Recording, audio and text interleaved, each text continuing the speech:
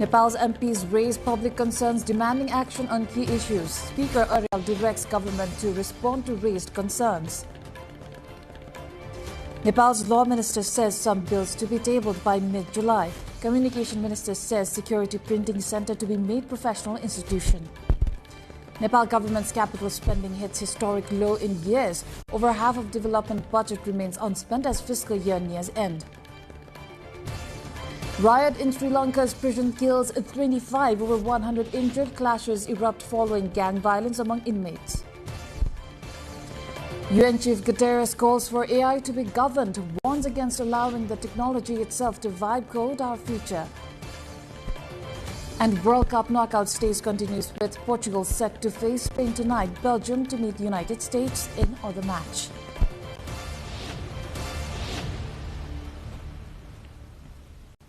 Good evening, I am April Singh Lama and this is NTV World Primetime News coming to you live from Kathmandu at 1900 hours Nepal time. Elsewhere, it's 13:15 in London, 22:15 in Tokyo, and just after midnight in Sydney. Now the news in detail. Speaker of Nepal's House of Representatives Dol Prasad Arial has ruled on the government to address the concerns raised by MPs during the emergency and 0 hours of the HRR sessions. In today's session, he urged the government to provide updates on the steps taken to mitigate the loss of life and property caused by floods, landslides and inundation across the country, along with details on disaster management and preparedness. मान्य सदस्यहरू, उक्त विधेयक प्रस्तुत गर्न अनुमति माग्ने प्रस्तावमाथि प्रतिनिधि सभा नियमावली 2083 को नियम 105 बमोजिम कुनै पनि माननीय सदस्यको विरोधको सूचना प्राप्त नभएकोले नेपाल विशेष सेवा ऐन 2042 को साबिकको व्यवस्था जगाउने सम्बन्धी विधेयक 2083 प्रस्तुत गर्न अनुमति प्राप्त भएको घोषणा गर्दछु। Meanwhile, members of the House of Representatives also raised a wide range of public concerns in today's meeting. During the 0 hour, Rashtriya Swatantra Party lawmakers called for implementation of an investigation report on alleged irregularities at the Dairy Development Corporation, DDC, and urged prompt payment to milk suppliers. MPs from both ruling and opposition parties also raised concerns over delayed reconstruction for Jajarkot earthquake survivors, discrimination against the Dalit community, and impacts of hydropower projects in Rasua. Lawmakers also urged the government to conduct a thorough investigation into road conditions and ensure accountability, warning that continued negligence was costing lives. Now, Nepal's Minister for Law, Justice and Parliamentary Affairs, Sobita Gautam, has said that the government will prioritize laws that require immediate enactment and table the relevant bills in the federal parliament by mid-July. Responding to lawmakers' queries during discussions on the appropriation bill in today's meeting of the National Assembly, the minister said the government is currently preparing a list of priority legislation. Minister Gautam also said the government has given high priority to concluding the long-pending transitional justice process at the earliest. आउने आर्थिक वर्षमा के सरकारले कानुन बनाउने तयारी गरिरहेको छ भनेर सूची सहित नै आगामी आर्थिक वर्षको सूची सहित नै तपाईहरुलाई दिने भनेर संघीय संसदमा दिने तयारी अब लगभग अन्तिम चरणमा पुगिसकेको छ। सबै मन्त्रालयहरुसँग एक चरणको छलफल टुंगिएको छ। उहाँहरुबाट कुन कानुन बनाउने हो भन्ने कुराको सूचीहरु चाहिँ आइसकेको छ। अब प्राथमिकता तय गरेर तपाईहरुलाई चाहिँ हामी संघीय संसदमा पेश गर्छौं। त्यसपछि राष्ट्रिय सभा प्रतिनिधि सभा दुबईमा आइपुग्छ भन्ने कुरा पनि म मान्यज्यूहरुलाई अनुरोध गर्न चाहन्छु। Nepal's Information and Communication Minister Dr. Bikram Timalsina has said that the government has adopted a policy to develop the Security Printing Center as a self-reliant, professional and result-oriented institution. In today's meeting of the National Assembly, the upper house of the federal parliament, while responding to questions raised in the assembly earlier, he informed that a budget of 220 million Nepali rupees has been allocated for the Security Printing Center in the upcoming fiscal year 2026-27. चालू आर्थिक वर्षमा केन्द्रले हालसम्म 24 lakh smart सवारी चालक अनुमति पत्र छपाई गरी नागरिकले साबिकमा भोगिरहेको समस्याबाट छुटकारा दिलाएको सन्दर्भ 35 लाख हुलाक टिकट लगायत दस्तावेज छपाई गरी सम्बन्धित निकायलाई हस्तान्तरण गरेको र आगामी आर्थिक वर्षमा केन्द्रको कार्यक्षेत्रभित्र थपिने अन्य सुरक्षण दस्तावेजहरू अन्तःशुल्क टिकट, नागरिकता, राष्ट्रिय परिचय पत्र केन्द्र मार्फत नै उत्पादन गर्नुपर्ने ऐनद्वारा तोकिएको बाध्यकारी दायित्व हो। यो स्वैच्छिक खर्च होइन। आवश्यक उपकरण बिना ऐनले तोकेको उत्पादन दायित्व पूरा गर्न सम्भव छैन। अहिले सुरक्षण मुद्रण केन्द्रसँग पेपर बेस्ड मटेरियल्सहरू प्रिन्ट गर्ने मेसिनहरू छन्, तर कार्ड बेस्ड मटेरियल्सहरू प्रिन्ट गर्ने चाहिँ मेसिन नभएको कारणले पनि त्यो गरिएको हो। Now, every year, the government of Nepal allocates billions for infrastructure projects such as roads, bridges and hospitals. But much of that money remains unspent. In the current fiscal year, capital spending has fallen to one of its lowest levels in years, despite a growing capital budget. Nepal has spent only about 60% of its allocated development budget on average over the past 2 decades. Diksha Awasthi, along with Pawan Barsha, brings more.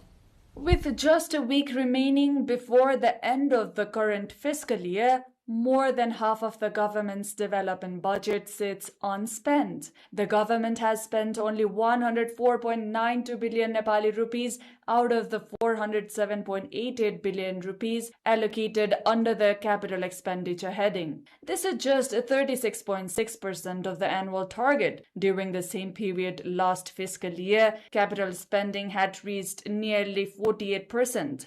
Economists point that the persistent underperformance is largely due to an oversized capital budget, the inclusion of projects that are not ready for implementation, inadequate project preparation, and weak execution capacity. For the capital expenditure, the government currently does not have an allocative efficiency. So when we say the allocative efficiency, there are three particular things. One is the supply side, second is the capacity of the human resource of the institution that are designated to expend the capital expenditure. That's Department of Roads, the Ministry of Infrastructure and all that. Third is on the other side, also on the private sector, our contractors and everyone, they also do not have the kind of capacity to execute. And one more thing is also regarding that we don't plan it accordingly. So when a plan is an ad hoc, it's very difficult for you to manage the expenditure as planned. The government, on the other side, says development works slowed this fiscal year due to political activities, the impact of elections, and disruptions of the supply of construction materials caused by the international situation.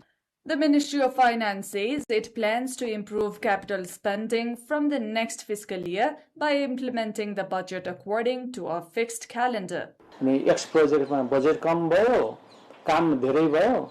र अर्को वाइ प्रोजेक्टमा काम भएको छैन तर budget त्यहाँ बन्चिङ भएर बसेको छ भने त्यो आइडल रिसोर्सलाई अर्को यतातिर जहाँ काम भएको छ त्यहाँ लिएर आएर रकमान्तर गरेर भुक्तानी दिन सक्ने. त्यसले गर्दाखेरि यो पुँजीगत खर्चमा हाम्रो असिम्सन यदि अब अलिकति राम्रै गयो भने 5 देखि 10% को हाराहारीमा त्यसले कन्ट्रिब्युसन गर्छ कि भन्ने छ. सुधारहरू सार्वजनिक खरिद ऐन नियममा पनि सुधार गरेका छौं जसले यो डिसिजन मेकिङको लेयरहरू छ त्यो लेयरहरू घटाउने काम पनि त्यो अथोरिटी पनि दिएको छ र यस्ता कानुनी र नीतिगत सुधारले गर्दाखेरि आगामी वर्ष यो पुँजीगत खर्च राम्रै हुन्छ. Low capital expenditure has not only delayed critical infrastructure and development projects but has also constrained economic growth, limited job creation, and weakened overall economic performance of the country. We're going for a short break here. More news coming up. Do stay with us.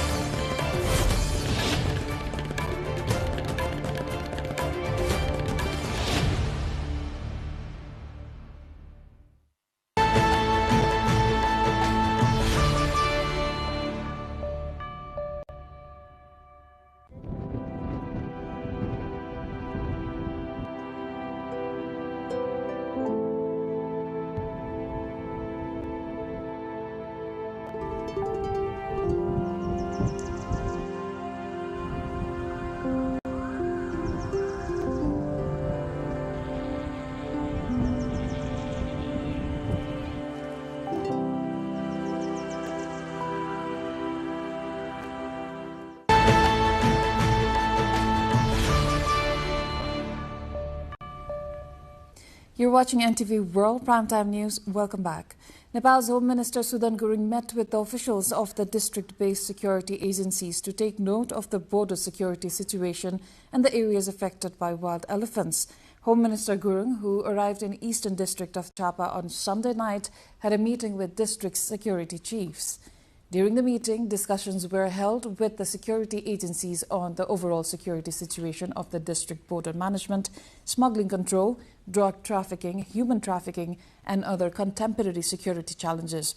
Now, later today, Home Minister Gurung visited the elephant-affected area of Bahundangi in Mechinagar municipality of Chapa. In other news, Nepal's Dalit community representatives have said the new government formed after the Gen Z movement has failed to adequately address the concerns of the Dalit community in its first 100-day reform agenda, urging stronger government action to promote Dalit rights and eliminate caste-based discrimination. The concerns were raised during a discussion titled The Government's First 100 Days and 100-Point Agenda in the context of the Dalit community, achievements and an integrated strategy ahead, organized in Central District of Lalitpur. They called on the government to implement the commitments outlined in its 18-point pledge by introducing policy reforms to address inequality, exploitation, traditional discriminatory practices, and the social exclusion faced by Dalits. Participants stressed the need for greater unity within the Dalit community to safeguard its rights and interests and urged the government to take concrete measures to eradicate untouchability and address all forms of caste-based discrimination.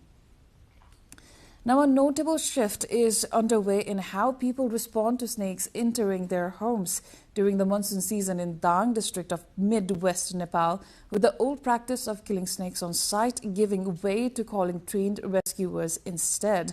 Now, a venomous cobra was rescued from the bedroom of local Ramautar Chaudhary's home in Deopur, Lamahi Municipality 6 in Dang at night, prompting the frightened family to call rescuer Shivu Khanal instead of attempting to kill it.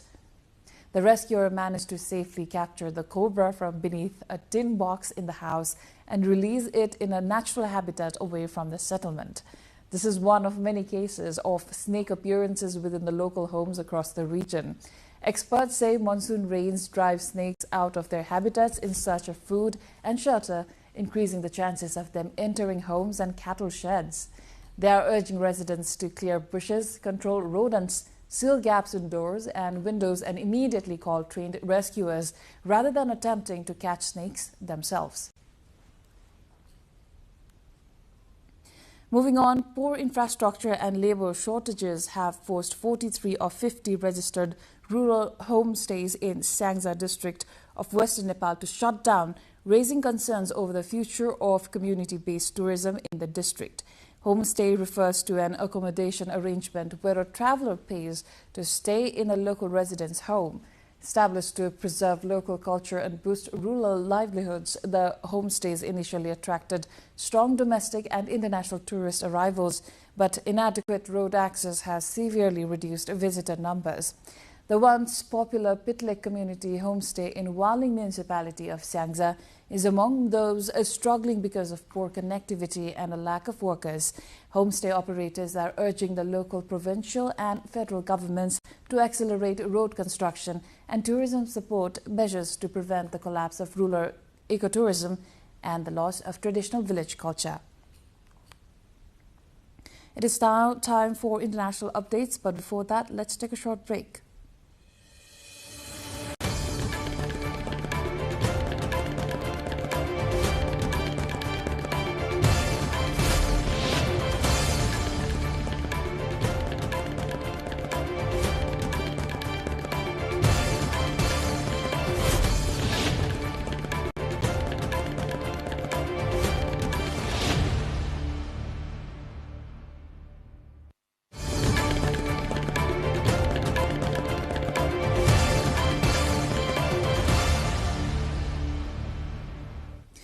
Clashes in a Sri Lankan jail have killed 25 people, including 4 guards, and wounded more than 100 in the country's deadliest prison riot in more than 5 years. The wounded were rushed to the Negombo hospital about 35 kilometers north of the capital, Colombo, following overnight clashes between inmates from 2 drug gangs at the area's main prison.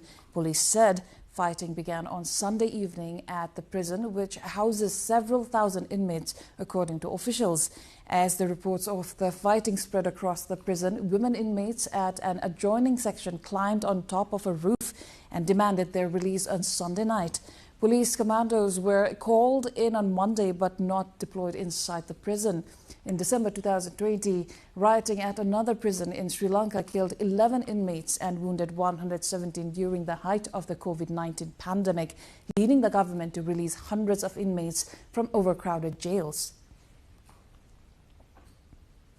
In other news, the Ukrainian Air Force says a serious shortage of interceptor missiles meant none of the 23 ballistic missiles fired by Russia at Kyiv on Sunday night were shot down.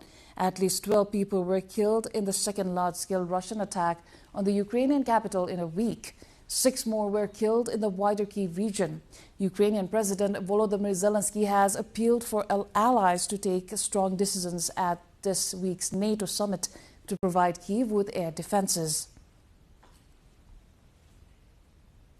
Moving on, a Chinese submarine test fired a strategic missile carrying a dummy warhead into the Pacific Ocean today, Beijing said, drawing immediate condemnation from nations in the region.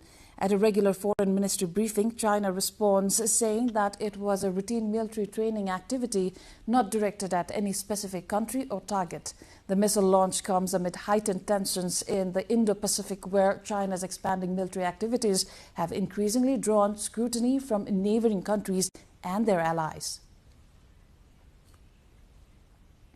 Now, protesters clashed with police outside the Philippine Senate today as the impeachment trial of Vice President Sara Duterte formally began, marking a pivotal moment in the country's political landscape.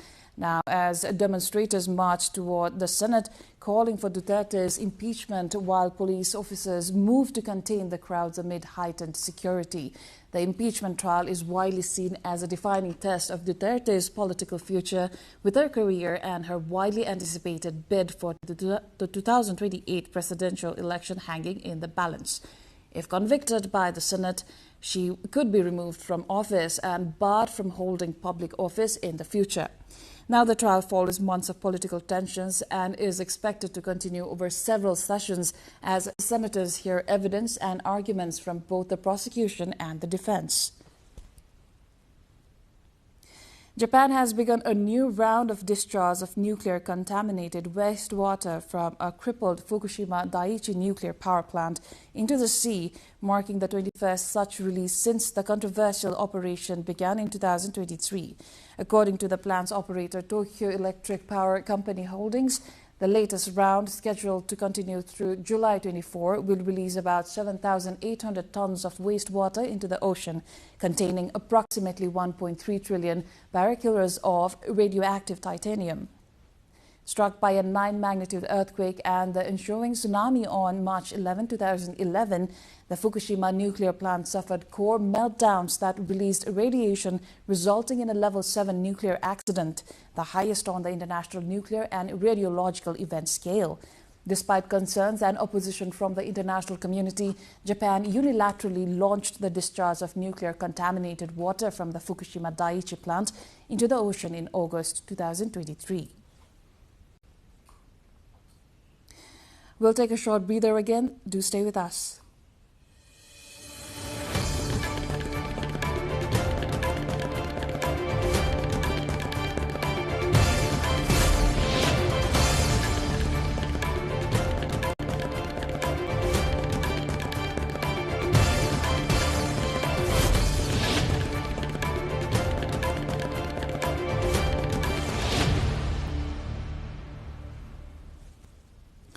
At least 6 people, including 5 children, were killed after a dilapidated residential building collapsed in Mumbai on Sunday following heavy monsoon rains that battered India's financial capital. Relentless rainfall inundated roads across Mumbai, disrupted daily life and forced the closure of schools. Flooding also affected rail and road transport, serving key transport links and causing widespread traffic congestion in several parts of the city. Authorities urged residents to remain indoors where possible and warned of continued heavy rainfall as emergency services monitored vulnerable buildings and low-lying areas. The India Meteorological Department has forecast more rain over the coming days, prompting officials to maintain a high state of alert.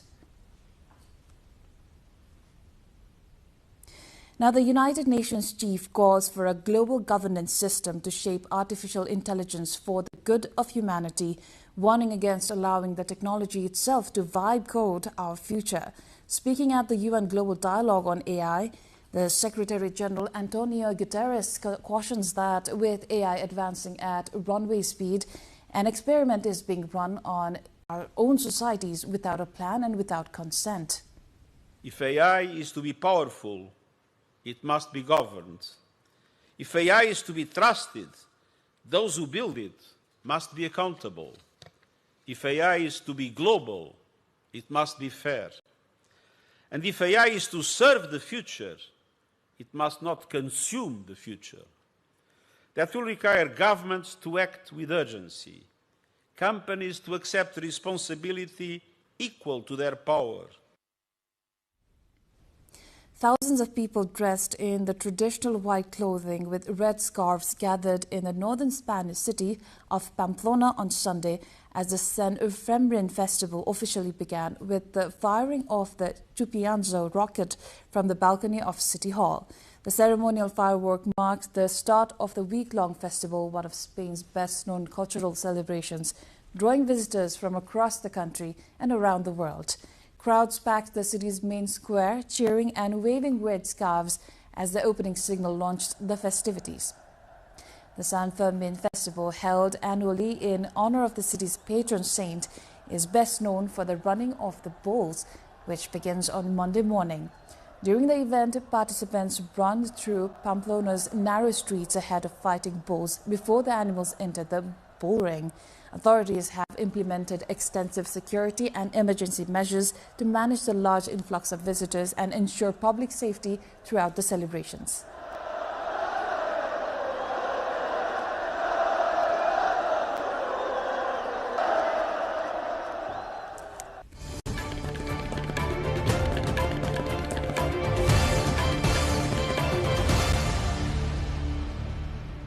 Time for sports update.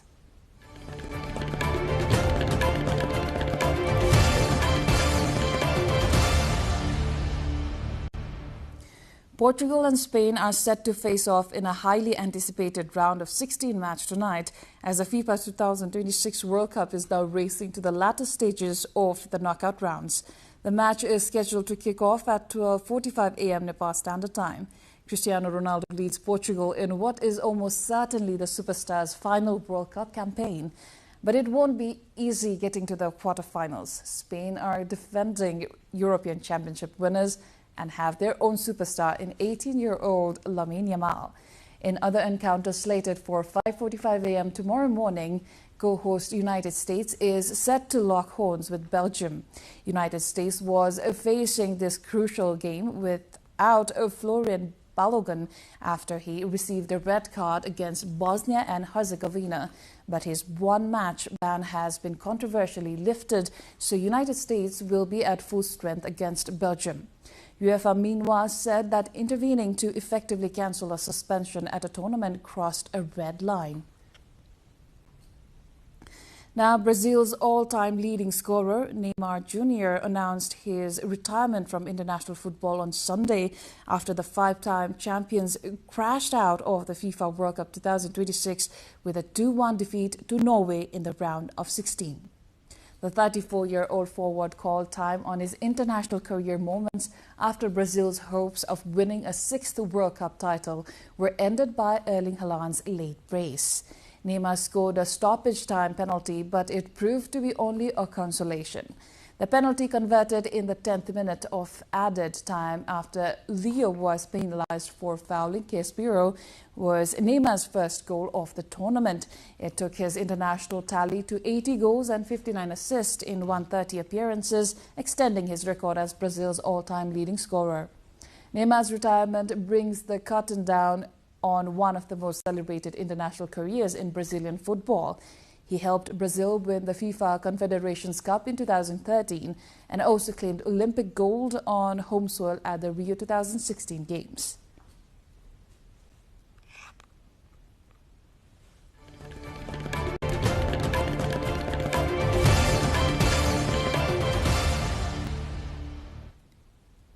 And before we wrap up, here's a reminder of the top stories once again.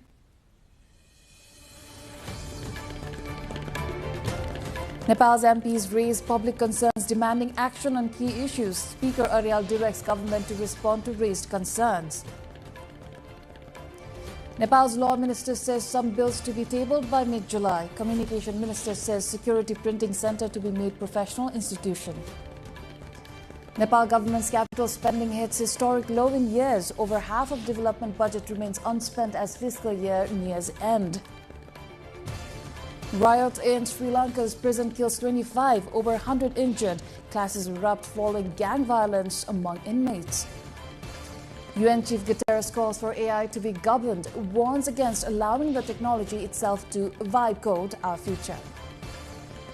And World Cup knockout stage continues with Portugal set to face Spain tonight, Belgium to meet United States in other match.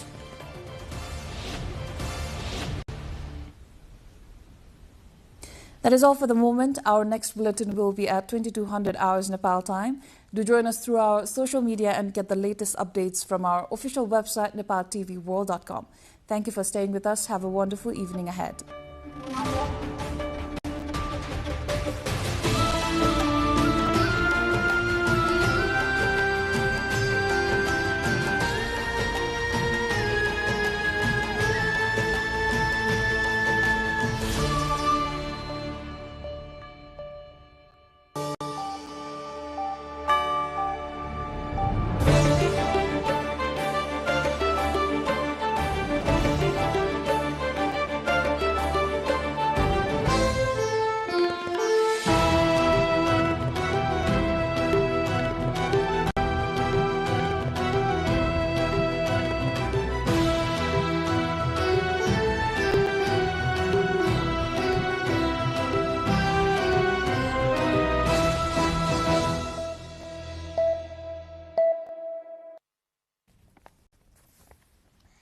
Welcome to the studios of NTV World in Kathmandu.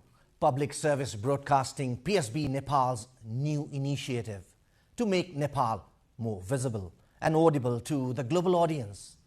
Welcome on board.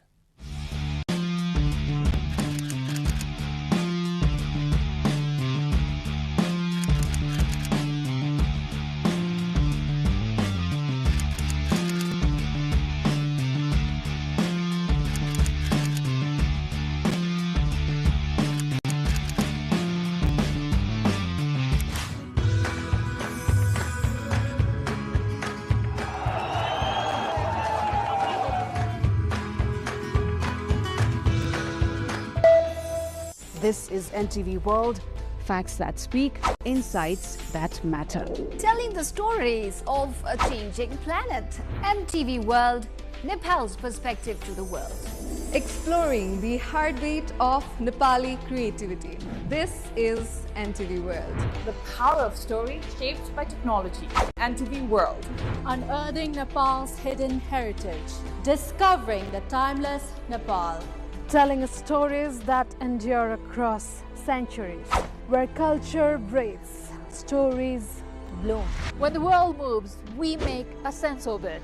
NTV World. Taste of Nepal. Every recipe, every flavor tells the story. Journalism in the digital age. Fast, focused, verified. Stories hold power. Stories reflecting life. Stories of the hinterlands. Reporting for NTV World. This is NTV World. Welcome to News Hour. This is NTV World. Welcome to Primetime News. One story at a time. Crossing borders, connecting voices, where Nepal meets the world in dialogue. This is NTV World, Nepal's perspective to the world. Voices that connect Nepal to the world, bringing perspective, region and relevance to every story. NTV World, Nepal's perspective to the world. Stand by. Mic is on. 3, 2, 1, cue. We are NTV World.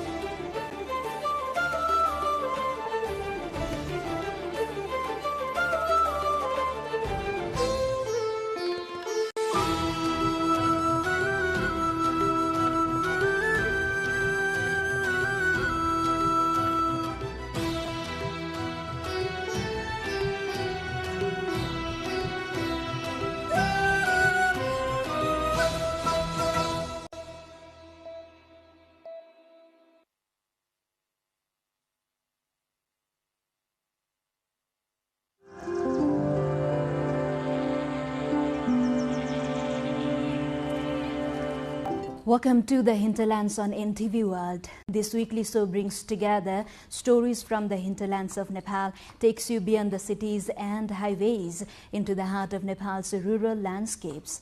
I am Rosina Rai.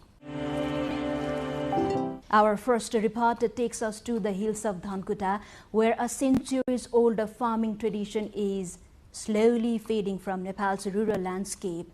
For generations, the Bethi tradition embodied the spirit of mutual cooperation, bringing entire communities together during the paddy planting season. Farmers worked side by side in muddy fields, accompanied by the joyful melodies of Asare folk songs and the lively rhythms of traditional Nomati music.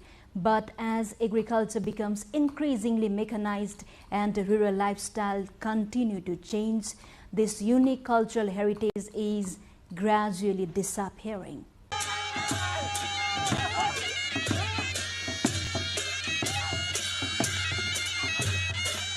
With the arrival of the monsoon, villages across eastern Nepal once again have come alive with unique agricultural activities. Neighbors gather in the fields to transplant rice, accompanied by the vibrant tunes of Nomati instruments and playful Asare folk songs echoing through the hills. This collective farming tradition, known as mutual help or Bethi, is more than agricultural labor. It is a joyful communal celebration of culture and cooperation. However, this lively tradition is gradually disappearing. The melodies of Asare songs are now rarely heard during rice planting, and Nomati bands have largely vanished from the fields. Traditional practices such as preparing communal grain stores have also become increasingly uncommon. In the past, rice planting was not just about growing food, it was a symbol of social unity and shared identity. Local farmers say that the cultural richness that once accompanied the planting season is slowly being lost.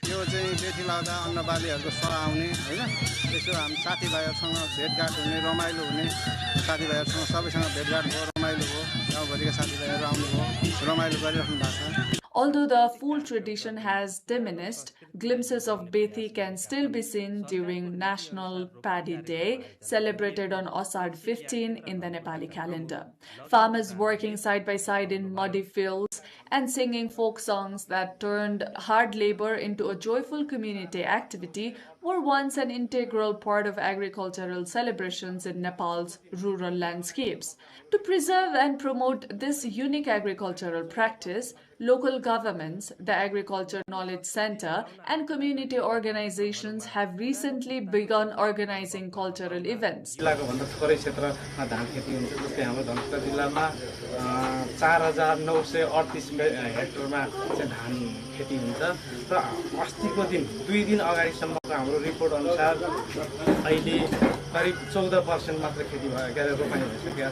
These revival efforts are also attracting younger generations, many of whom are experiencing the traditions of their ancestors for the first time. Yet, rapid modernization, changing lifestyles, and declining dependence on agriculture continue to threaten the survival of this unique cultural heritage. Nepal recently observed a National Paddy Day with the celebrations and a symbolic rice planting across the country. But while many communities marked the occasion with enthusiasm, farmers in the western district of Kanchanpur has little reason to celebrate. Weeks of drought and a delayed monsoon have dried up seed beds and left the fields parked, forcing many to postpone rice transplantation and raising serious concerns about this year's harvest. A report. For Radha Devi Sawad of Bedkot Municipality 8 in Kanchanpur district in western Nepal, the day begins with carrying household water to her fields. Instead of transplanting rice, Sawad is using the water to keep her rice seedlings alive after weeks without meaningful rainfall. Just a few kilometers away, Bisna Saud of Bedkot Municipality 7 faces an even tougher challenge. After drought destroyed the seed beds twice, Saud is now searching for seedlings from other farmers in the hope of salvaging this year's crop.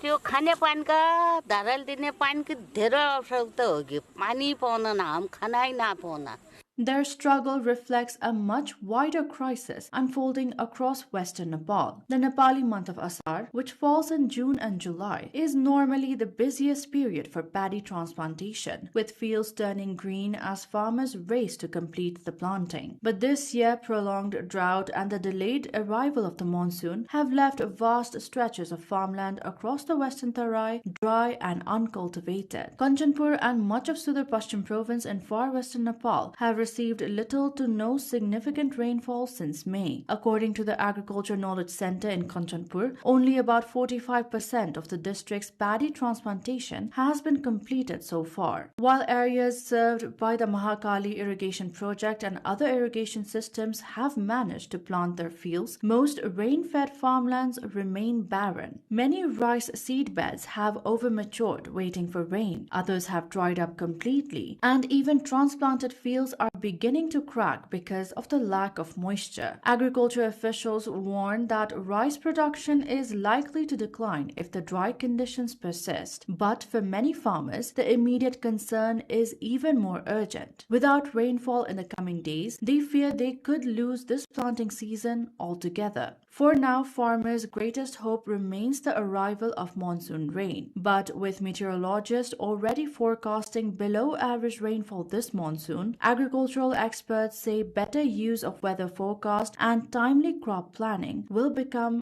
increasingly important.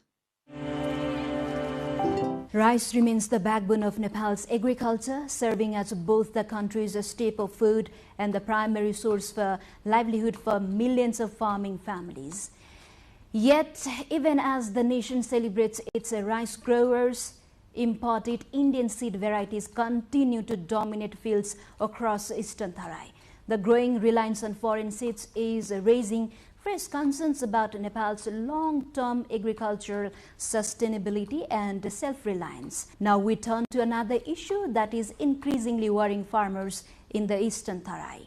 For many farmers across Nepal's eastern Tarai, the first choice this planting season remains imported Indian rice varieties such as Ranjit, BB11 and Sona Mansuli. Despite the availability of locally developed varieties, imported seeds continue to enjoy greater popularity among the farmers. According to Chiranjeevi Bhandari, manager of the Maharani Todha Small Farmers Agricultural Cooperative Institution, farmers still have greater confidence in imported seeds than domestic ones. The field हेर्दा हैन अब हामी चाहिँ बिउमै काम गर्ने भएको हिसाबले पनि हेर्दा अनि किसानहरुको कुरा सुन्दा सबै कुरा हेर्दाखेरि चाहिँ अहिले पनि मलाई लाग्छ करिब 70-30 को रेशियोमा छौं के हामी खास गरी जुन इन्डियामा उत्पादन गर्ने स्रोत इन्डिया भएका बिउहरु र नेपालको चाहिँ स्रोतका बिउहरु हेर्ने भने करिब 70% चाहिँ इन्डियाको स्रोत भएका बिउहरु चल्या छन् र अरु बाँकी 30% मात्रै हाम्रो चाहिँ नेपालको चाहिँ Concern over the growing use of foreign seeds is not new. Last year, the Koshi province government fined nearly 3 dozen agricultural cooperatives and seed companies for selling and distributing imported seeds without authorization. But the move has done little to change farmers' preferences, with many continuing to rely on Indian varieties during this year's planting season. तर हामीले यहाँको बजार पाइन्न किन बजार पाइन्न भन्देखि इन्डियाको त्यो रञ्जित सर्नाले गर्दाखेरि नेपालको चाहिँ अब 10 रुपैयाँ 20 15-20 रुपैयाँले कम्तीले हामीले बेच्नु पर्ने भएकोले हामीले यो बिउलाई चाहिँ अनि स्थगित गरेर अनि हामीले 1600 लाई छोडेर अहिले हामी इन्डियन सर्नाहरु रोप्न थालेको. Nepal Agricultural Research Council or NARC has developed numerous rice varieties suited to Nepali soil. However, those varieties have yet to gain widespread acceptance among the farmers. Narayan Lamsal, crop development officer at Chandradangi Agricultural Development Farm, which is the only government institution in eastern Nepal that has worked in the seed sector for 5 decades, says inadequate promotion and weak coordination among farmers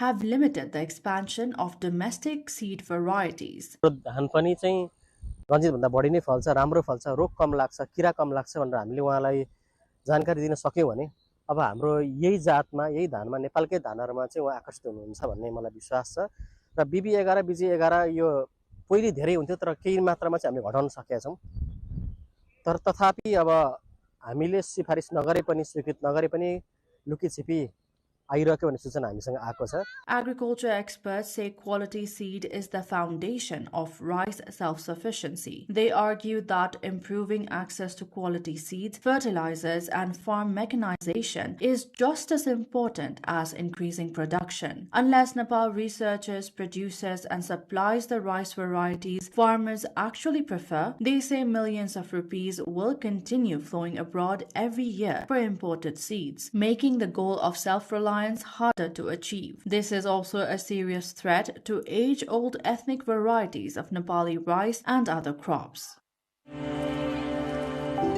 And finally, we head to the hills of Sangja, where the effects of migration are becoming increasingly visible. Once a vibrant rural settlement, Foxing village now stands largely deserted as families continue to moving to towns and cities in search of better education, healthcare, employment opportunities, and easier access to essential services. Their departure reflects a broader demographic shift that is steadily reshaping rural Nepal. Once a thriving settlement, Foxing village in Ward No. 6 of Virkot municipality in Sangja district is gradually falling silent. The lack of reliable road access, quality education, and employment opportunities has compelled many residents to leave their homes in search for a better future. With the most young people migrating to cities or abroad, only the elderly remain in the village. As a result, even finding help during emergencies has become increasingly difficult for the villagers. समस्या त बेलुका बिहान बस्नै डर भयो छ यहाँ कोही पनि छैनन् दुईटा बुढाबुढी छौं बाह्र बाठो भुकेर बान्दिने मान्छे छैन रमाइलो पनि छैन. For generations, residents dependent on mule to transport goods through the area's challenging terrain. All the roads and transportation services have now reached the village. There are few people left to use them. As families continue to relocate to urban centers, regular public transport services have dwindled, leaving transport operators and drivers struggling to sustain their livelihoods. व्यवसायीलाई पनि धेरै नै गाह्रो बनाइरहेछ. पहिला मजाले मान्छे भइन्थ्यो, सामान हुन्थ्यो, मजाले चल्न सकिन्थ्यो एउटा दुईटा गाडी. अहिले चाहिँ धराशायी भइरहेछ. This is not a challenge unique to Virkot. It reflects a wider trend across Sangja district. Ineffective rural development efforts coupled with rapid urban migration are leaving villages sparsely populated and threatening the social and economic fabric of communities. त्यसैतिर Phoksing हाम्रो चाहिँ धनथान यी एरियाहरु चाहिँ हजुरको चाहिँ पहिला सडक सञ्जाल पनि हामीले चाहिँ समयमा जोड्न सकेनौं र दोस्रो त्यहाँ चाहिँ शिक्षाको पनि समस्या रह्यो. विद्यालयहरुमा चाहिँ उहाँहरुले सोचे जस्तो पब्लिकले सोचे जस्तो चाहिँ शैक्षिक व्यवस्थापन गर्न नसकेको भएर पनि उहाँहरु चाहिँ बसाइसकेको अवस्था हो. According to municipal data, 425 people from 117 households officially migrated out of Virkot municipality in the last fiscal year alone. In Foxing village, 70 out of the 155 households have already relocated. Local representatives say unless development initiatives become more youth-centered, employment-oriented, and productive, rural settlements could face an even deeper population decline in the years to come. Beyond the cities and the headlines, real lives continue to unfold. Stories shaped by struggle, strengthened by resilience, and carried forward by the hope. This is the hinterlands. And we will come back next week with more stories from the heart of Nepal. Do follow us on our website, nepaltelevision.com, social media handles, and our YouTube channel. Thank you for joining us. Goodbye for now.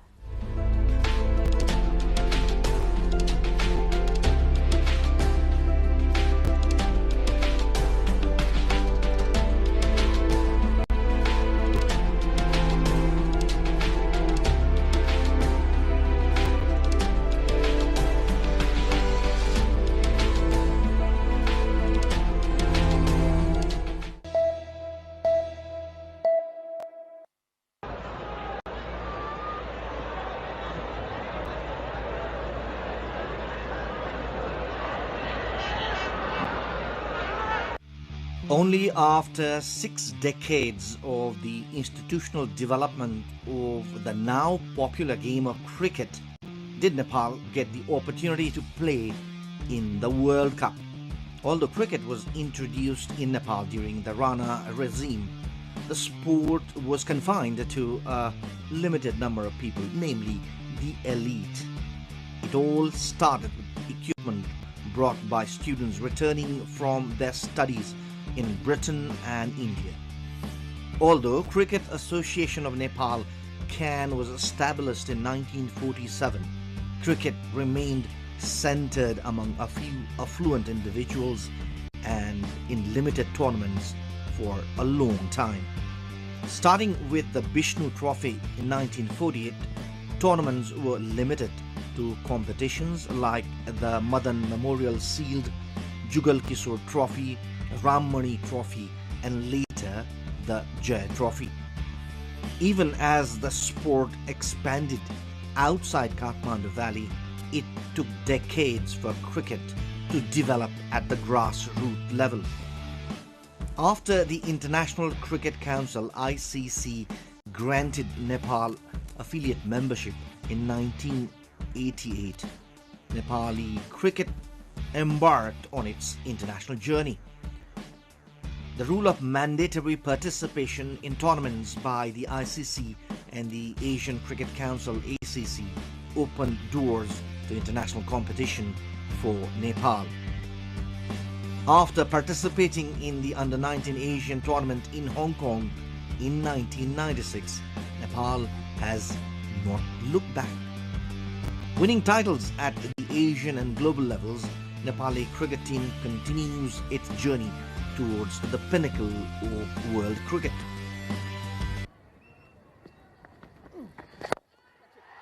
Goes down the ground because he was given that line outside off stump, so the first boundary of the contest, a handsome one.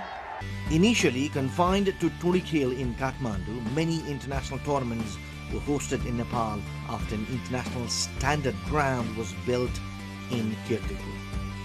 Nepal has also shown its proactiveness in differently abled cricket tournaments like the T20 World Cup for the blind in 2012 and the Asian Cricket Tournament for the deaf. Nepali women's national cricket team has also achieved remarkable success in a short period of time. The latest addition in Nepali cricket is the floodlit Tribhuvan University Cricket Stadium and the Nepal Premier League that has provided opportunity for Nepali players to rub shoulders with world-class players.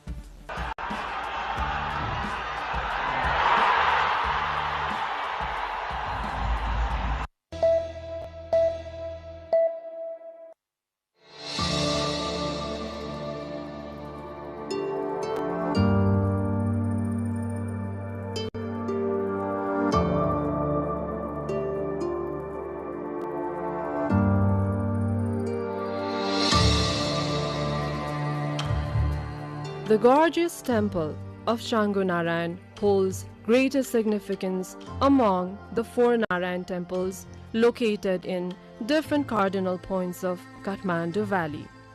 It is situated on a magnificent hilltop about 16 kilometers northeast of Kathmandu in the Bhaktapur district. Changu Narayan is known for its majestic temple complex, full of magnificent artworks in stone, metal, and wood. As an important heritage site of archaeological and cultural importance, with a history of nearly 1700 years, Changu Narayan was designated as UNESCO World Heritage Site in October 1979. By then, it also received the attention of international observers abroad. One of the first substantial epigraphic evidences of Nepalese history was found in the temple premises consecrated by Lichavi King Mandev, dating back to 464 AD. It shows that Changu Narayan was already developed as an important sacred place long before his time. There are various myths and legends regarding the origin of Changu Narayan. As detailed in the Vansavalis, Changu had already been established as a sacred site around 3rd century AD. The Ichangu inscription of Vijaya Kamdev, dated 1199 AD, informs that the temple was built by the king Haridatta Varma, happened to be 9th generations before Mandev. The time of Haridatta Varma is estimated as early as 325 AD.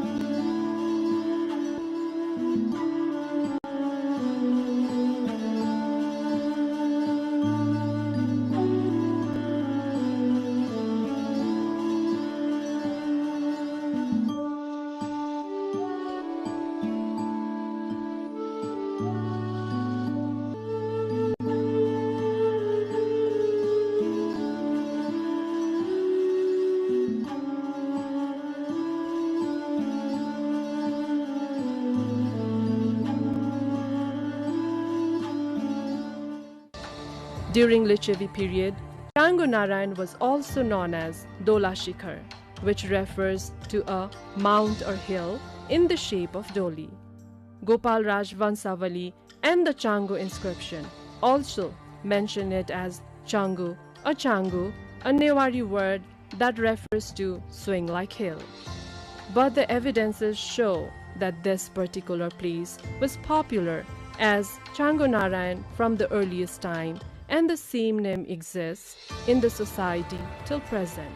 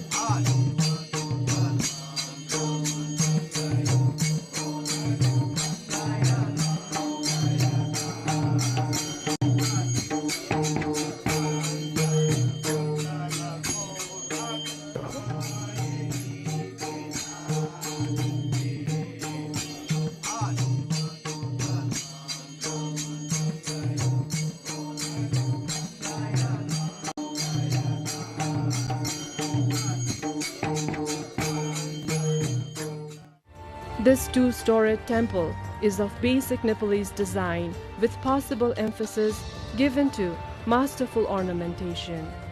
The temple may have passed through series of restoration. The present structure was probably constructed in the 17th century. Changu Narayan is regarded as one of the masterpieces of Nepalese temple architecture. the older elements have been incorporated during the restorations.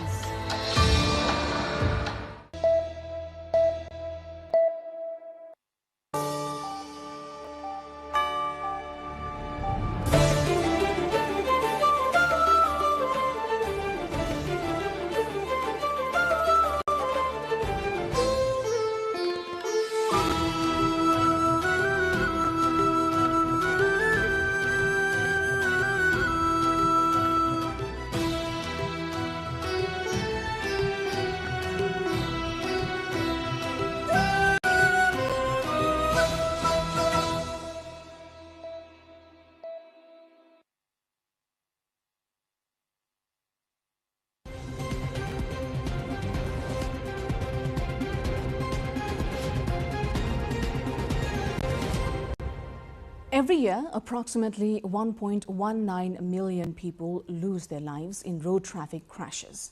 20 to 50 million more suffer injuries, many of which result in lifelong disabilities. Road traffic injuries are now the leading cause of death among children and young adults aged 5 to 29 years. Alarmingly, 92% of these fatalities occur in low and middle-income countries, despite these countries having only about 60% of the world's vehicles. More than half of those killed are among the most vulnerable road users like pedestrians, cyclists and motorcyclists.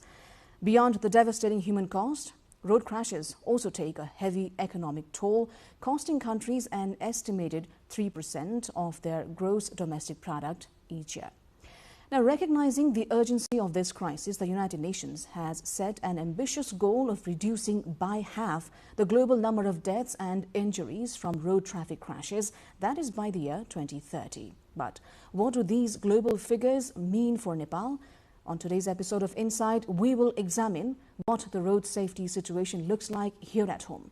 We'll also try and explore who is most at risk based on socioeconomic status and demographic factors, the major risk factors contributing to crashes, the policies and legal frameworks currently in place, and what more needs to be done to prevent these tragedies.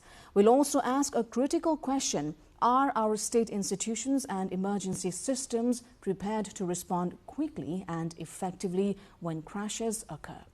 Joining us on today's episode of Insight is public health researcher with a PhD in injury prevention and a focus on public health. Dr. Pushparaj Pant, welcome to Insight. Thank you, Saraji. Namaste. Thank you for inviting. In Nepal, as we speak, monsoon has begun. There are a lot of road accidents that we are reporting, we are seeing. In your observation so far, how has the pattern been in our country? It's not only the monsoon season, actually. It's our a kind of a belief that I hear the news and people talking like it's the monsoon season or it's the festival season, we will have more crashes. But if you look at the data, it's a around phenomena, like it's happening because of the system that it works, like who is behind the wheel and how the system, the vehicles are being tested or monitored. This is all about the way how it is managed, actually. And in your observation, which part of the system is failing mostly? Is it the roads, it's the vehicles, the driver's behavior, enforcement, or emergency response? If it was that clear answer, or it's just if it was that short answer, it would have been solved so many years ago. In fact, this is a complex problem. Actually, this is a compound. Like we have serious problem in driver licensing, number one, because you can see the behavior of the drivers, and the other is the vehicles. They are operating on the roads are in different condition. I don't say that they all are in poor condition, but we don't know what condition of the vehicle it is. And the other is about the road surfaces. I don't say there is no improvement, but obviously it also, and the having blacktop or the paved road is not the road only, that we need some features that guide the drivers, like for example, the proper signpost, traffic signpost, or the lane marking and the lights, those kind of things. So this is all, we're progressing slowly, but it's not adequate, I would say. So there's a lot of work to do in a lot of aspects for a collective result to be produced. Nepal police data shows that speeding is one of the leading cause for road crashes, as you said. Why does speed remain so difficult to control in practice? There are two observations, I would say. One is the speed, because high speed or speed over than 70 km per hour, I would say, would have a very high impact that will damage the vehicle as well as the occupant. Or if it is in a motorbike, that's completely, it can be completely fatal. The other thing is our speed, speed in our road is unpredictable. For example, if we look at the urban roads, for example, Kathmandu city or any other cities, the roads are congested, and whenever the driver gets a free road, then they just speed them. And the other way, on the other side, if we think about the vehicles operating in the night or long distances or in a road where there is no policing or any camera or these enforcement, they can go speed any way they want and sometimes beyond their control. And this is happening. And the other thing I would also add, the third one, is I have observed that many of the vehicles don't have speedometers. Actually, the driver doesn't know how much speed they are driving. That's why what happens when when anything is unpredictable, then it is very dangerous. That's the situation. And the other last thing I can also add here is the drivers are not well informed by the state or the agencies. They look after the roads or the transport management. For example, if you are entering a road section, there is no signpost that how much maximum speed limit of that road is actually, and where it ends. For example, say if I entered from Narayan Gopal, that intersection junction to the north and to the south, I think the speed should be less than it was on the ring road. But there is no sign or nothing, and the way it happens is the drivers are unaware about the speed limit. So when the police actually the police fines are being implied, then what happens? A certain speed limit is measured on the spot. Maybe that was the time when the driver found the roads are free, and then they want to make up the time they were waiting in the jam or the congestion. So you think there's a gap in communicating to the general public what they can or cannot do? Definitely. And actually the drivers. So if we want to enforce the speed laws, then we must inform the drivers that how much speed they can drive in a particular road. And that doesn't mean that the speed limit in our ring road is 50 km per hour. So that's also, I don't think it is appropriate, because this is not a freeway. You are not continuously driving at 50 km per hour. I think on average the vehicles are driven around 25 km per hour, because they have to stop frequently and then go up on to catch up the speed. So what happens when you said why the speed is a problem? Exactly, the vehicle was not moving so fast a minute ago, then after 1 minute it goes right up to 50 so, or 60. So then there is a high chance of crash, because in that situation what happens, the other vehicle or the driver doesn't know that how much speed that other person will drive, because this is completely unpredictable, that I can say. This is my observation. And how do you think the authority is being able to implement the rules and regulations? Because we do see traffic police fining violators. I think this should be done in two ways. One is about urban roads. So that's in urban areas, you have streets and you have commuters, frequent commuters, and you have a not very long distance driving. It's a relatively short distance. For example, if you enforce like 30 km per hour, you don't lose like if it is 30 km per hour, say Kathmandu to Pokhara or Kathmandu to Zhapa, then they will lose about 3-4 hours, right? If in Kathmandu, it doesn't make sense, like if you arrive 5 minutes late or before or after, that's the difference. But if you set up 50% 50 per hour, 50 kilometer per hour speed limit, and someone drives, what if someone drives 30 kilometer only? You know, so the 50 kilometer means they are regulated. No one drives above that limit, but also don't below that limit, so that the traffic is running smoothly. You know, I give an analogy of the ants. You know, the ants, when they going in a convoy, they all move in one speed. You know, like then it looks like it's a very nice convoy. But when you disturb them, say, think about one vehicle that is a crossing thoroughfare in the junction, everyone is distracted, and the nice convoy becomes dispersed, and they take so long to convene again. So this is the real problem of speed enforcement. You mentioned the lack of elements such as speed limit signs during turnings or where they should be. The authorities, they raise billions in traffic fines. How do you think have they managed to properly utilize the revenue that the state collects from these violators? I think this revenue doesn't go to police. That's the main problem. It goes to the national state coffer. State coffer, and that's how. But this year, the government has allocated a nice amount of budget in the name of the road safety developments.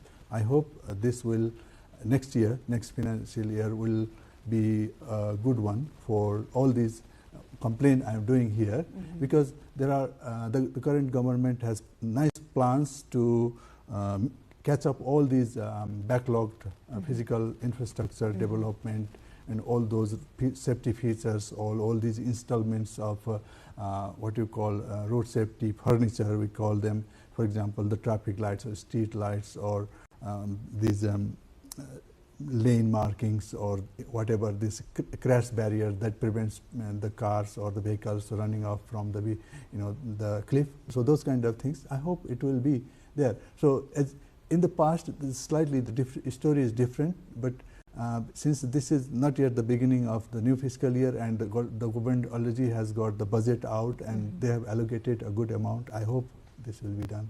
We also hear about a draft proposal to revise the fine brackets. So if you are a violator of road rules, you can be charged between 500 to 100,000 rupees. How practical do you think the rates are? No, and I think this is a global practice. If you violate the rules, you are fined, and that's actually a crime, because this is a matter of life and death for somebody or yourself, because that's how this concept has evolved.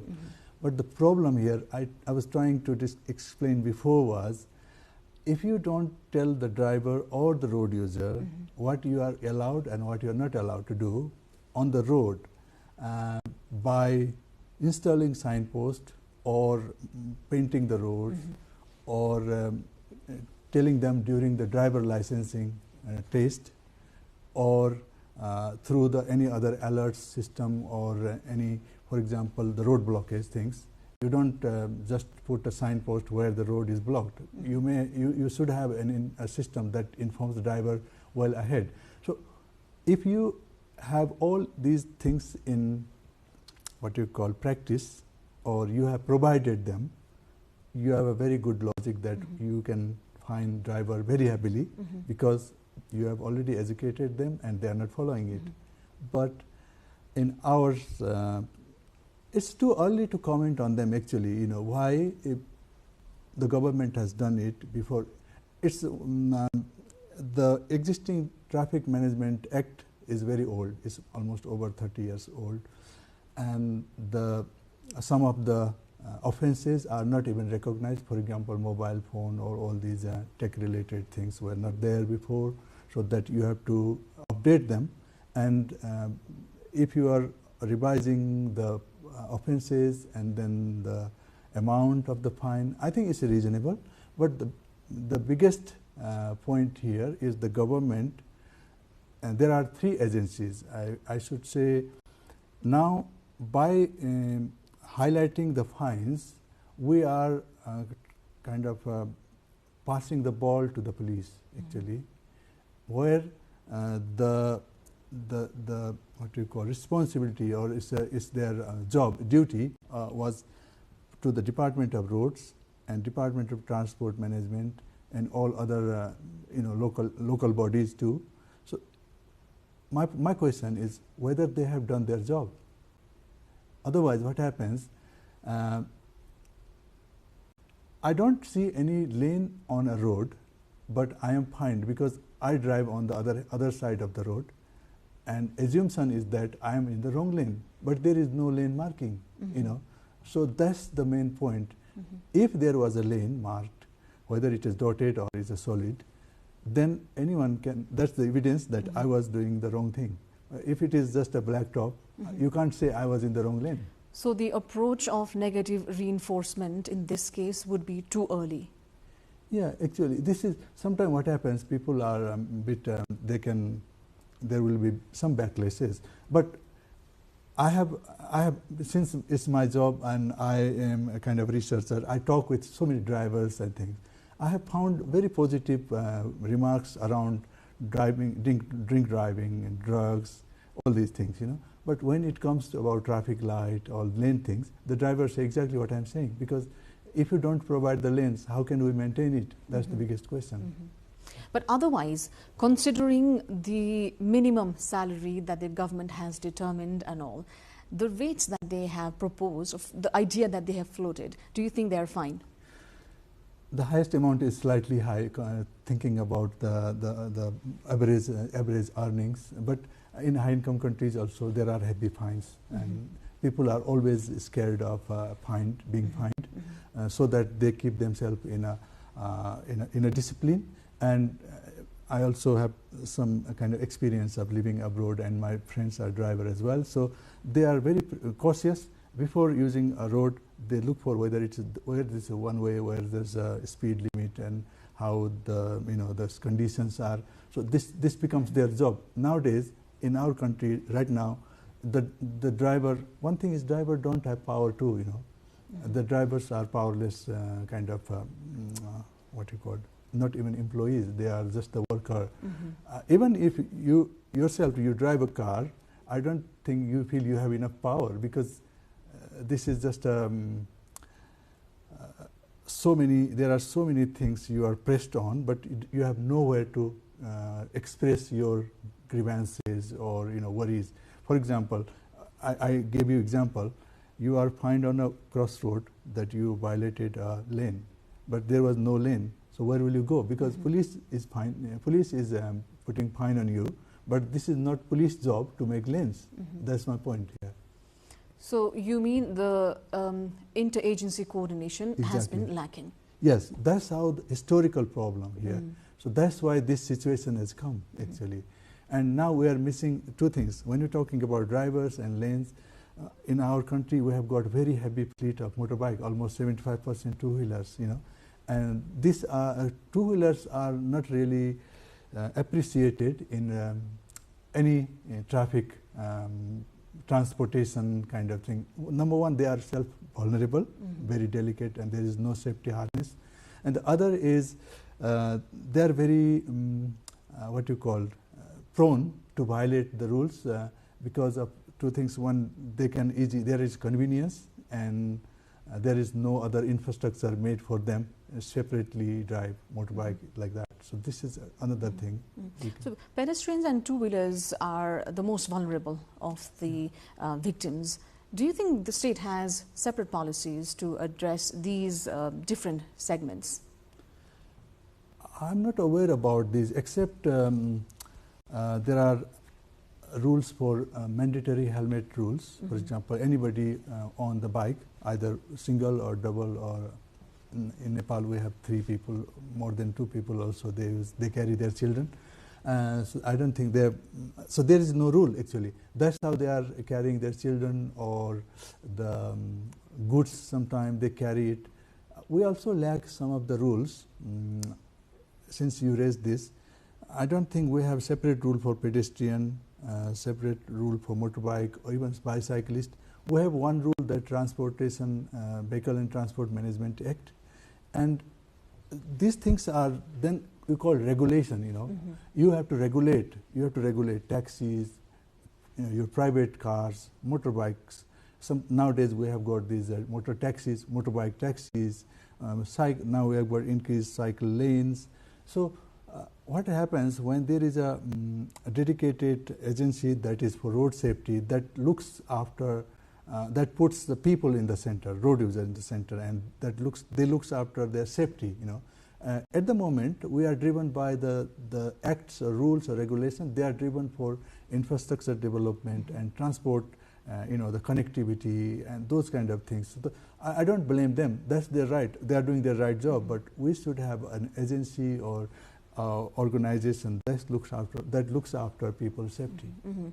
It sounds like post 1990s we did good with road expansion, but we have lagged behind in terms of putting safety first. True. And because this was not the concept, since in 1990 you can see that our traffic fleet has kind of grew exponentially, and this is mostly on the motorbikes. But we can discuss separately sometime. But the way the motorbikes are promoted, there are two ways. I think, as you already have researched, that the highest number of fatality or the injuries are from the two-wheel riders. Actually, we can compare it with alcohol or tobacco, because this is the same problem, this causing youth people. So that's one thing. But the other is in the name of expansion, we forgot the safety features and things. And obviously, this is globally also. The road safety is a bit new concept.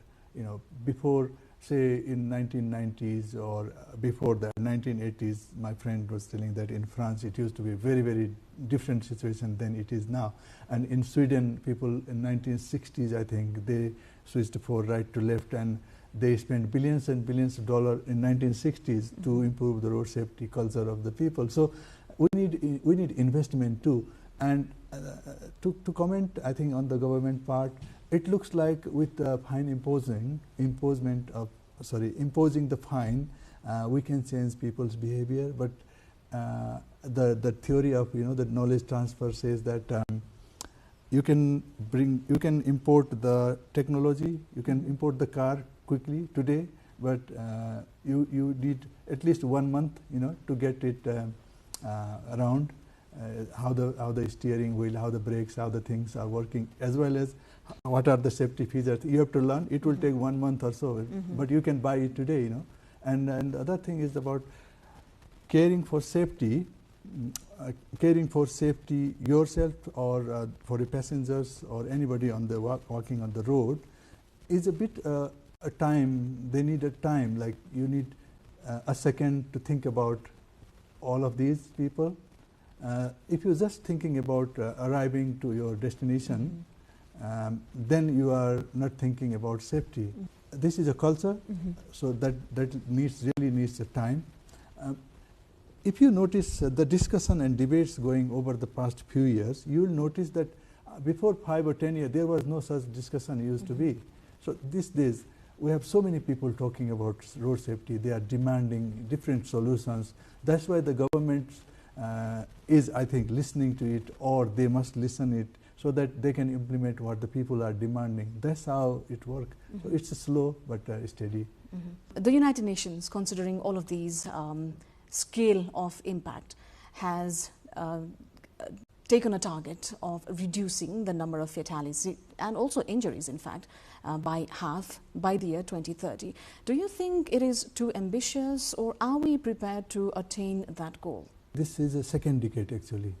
They did it since 2011 to 20, and that was not a success, actually. But they did a lot of rules and regulations and the organizational structure at that time.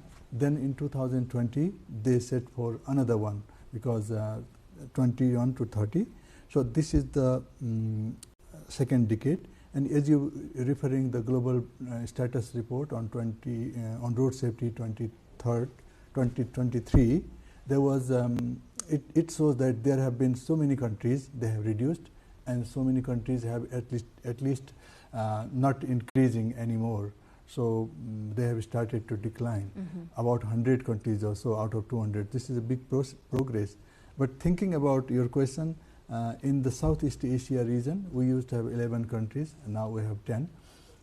Out of these 10 countries, only Bangladesh and ourselves, Nepal, are rising the number of injuries and deaths, whereas all 8 countries have reduced their number. At least they are not 50% though, but at least they have shown some indication. So this is our problem.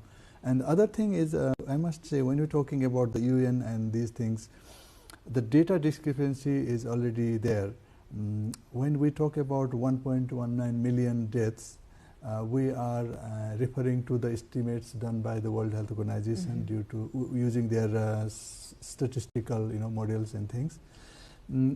And at home, all of these government documents and all these literature, we mostly find these police records of fatalities and injuries mentioned.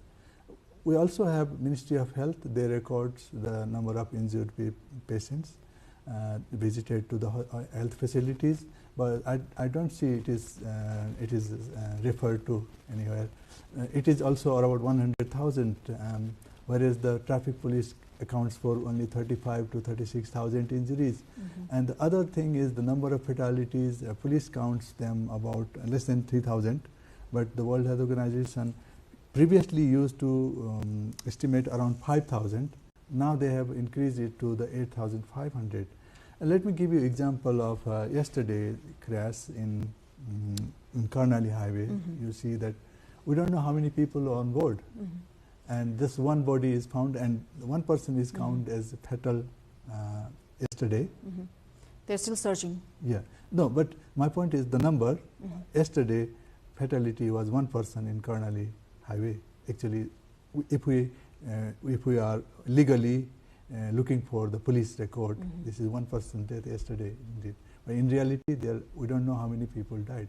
I don't think anybody has survived yet. This happened to the Simaltal last year. There are estimates of 65 people were in the both vehicles, but I think not all bodies are found. So legally, not all 65 are dead yet. So that's how I'm just trying to explain how the number of deaths are differ in government records. That's a very beautiful way to illustrate actually how the discrepancies come about, and that surely is going to impact the policies as well. But in your observation, many countries, as you mentioned, have been able to reduce the number of victims. What global interventions would you say would be practical for Nepal, or do we need to be very organic when it comes to our issues? No need to organic, because there are in 2017 in another World Health, UN General Assembly, the nations, member states agreed, I think 12 voluntary targets. They include all these things what we're talking about actually. The first one is the lead agency that looks after the road safety of people traveling, whether they are walking or cycling or motorcycling. So the lead agency, that doesn't still exist in Nepal. The one thing, that's the biggest solution, because then you and I have someone to go and report all these things. I've been to the media before also, and I sometimes ask the host, like, we are talking here very nice. Do you know who is listening this? Who is accountable for this? There is no one authority now. So that's the first thing. We have one lead road agency. Then there are several targets that around you have to control limits, speed limits. Because you have to designate the speed limits according to their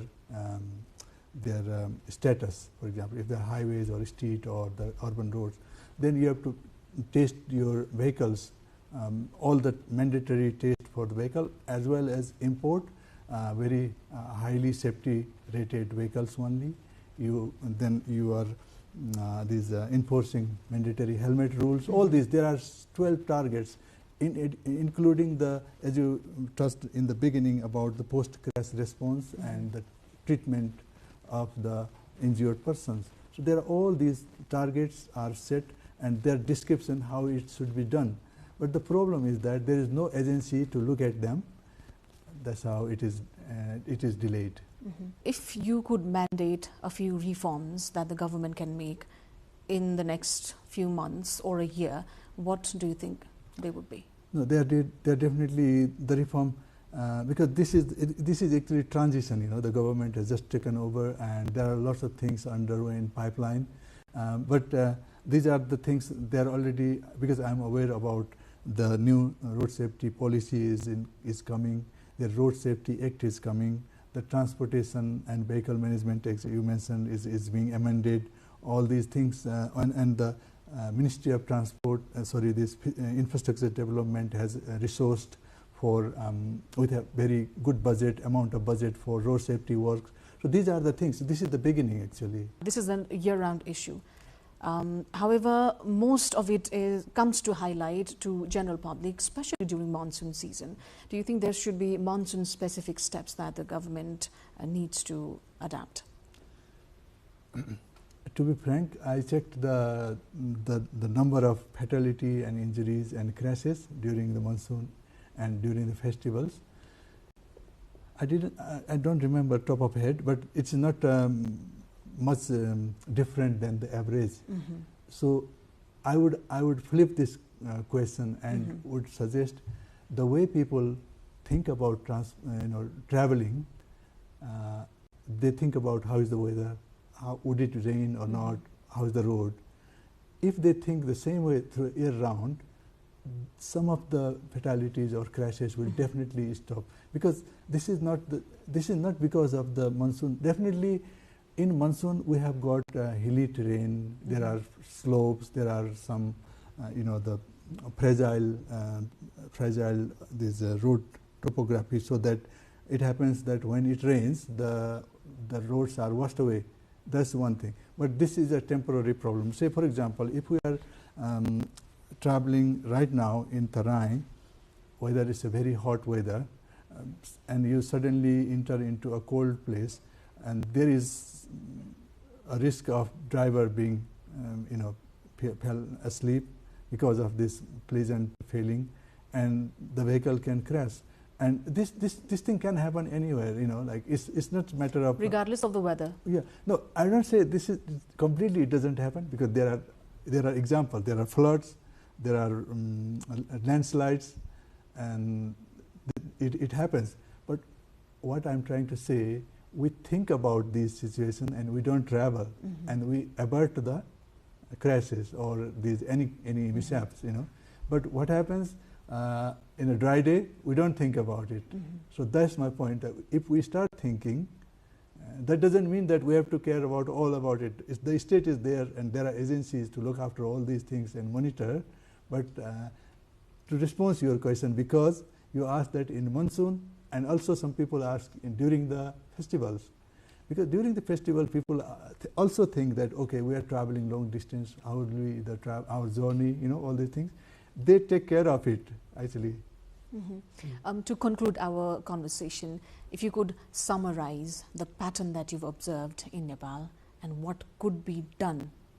If you go to low-hanging fruits, I can see that since the Kathmandu metropolitan city or the valley comprise 50% of the country's fleet, and because of we have a provision here, we can record the highest number of crashes and injuries. But the way the road infrastructure is here and the transport system operates, it can be easily improved with a few things. For example, if we blanket impose the 30 km/h speed rule in the inner streets, and another thing, enforcing the mandatory stop when you are entering to the main road from a street. There is no mandatory stop. Although people say they have to stop, I don't see stop line anywhere in the street that ends to the highway or this main way. So that's one thing. And we have got traffic lights installed. It is coming nicely. But the position of the traffic lights, if it is more convenient, everyone will see them. They will follow it. And the other thing is they don't function it. During the peak time, again, you have to send the policemen on the street. And the other thing, we should not completely rely on this technology, especially in traffic lights at the moment. We must have some people on the street, because two things, I know people disagree. We need employment, and we need, some sort of a sense of somebody is policing us, actually literally policing us. The driver, sometimes if you don't see them, you don't care. So if you just see a person in a uniform, that makes sense. And you are retaining youth people going from abroad. And as you rightly mentioned right in the beginning, that it's not a business of loss, actually. If you employ many policemen, they will earn revenue also. You don't have to pay for them. So that's my point. Dr. Pant, thank you so much for your time and your insights. Thank you very much. It was so nice to talk to you. Well, as we've heard today, road traffic crashes are not inevitable, they are preventable. We hope this conversation is an added call for stronger policies, safer roads, responsible road use, and timely emergency response as well. Thank you as always for staying with us here on the show. Until next time.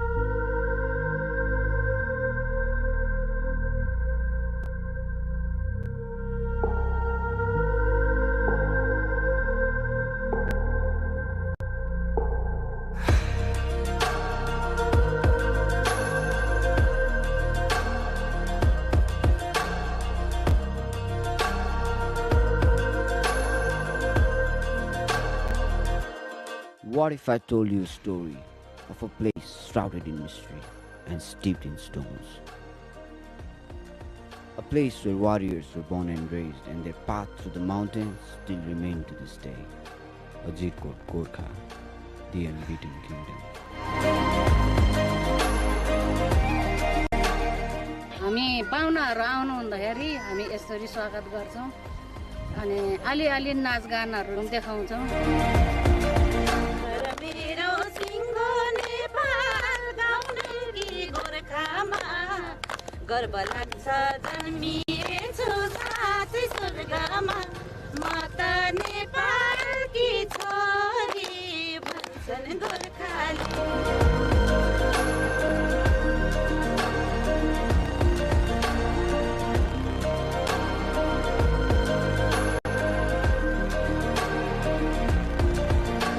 जस्तो घाटु चुड्काहरू भन्ने चाहिँ विशेष गरी हुन्छ यहाँ।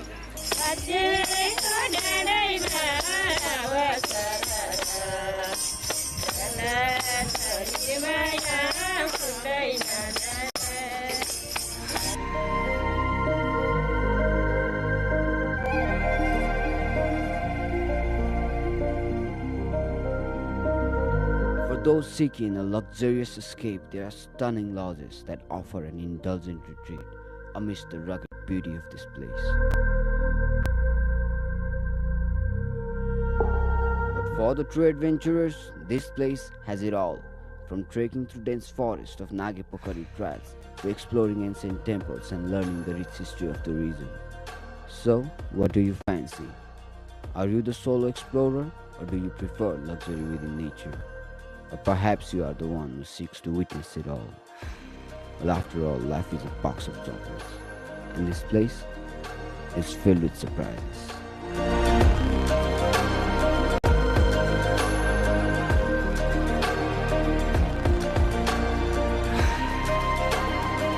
Welcome to the place where magic and reality intertwine, where the wonders of nature are both breathtaking and awe-inspiring. From the elevations of 300 meters to a towering 8,000 meters, this place will leave you mesmerized and in awe.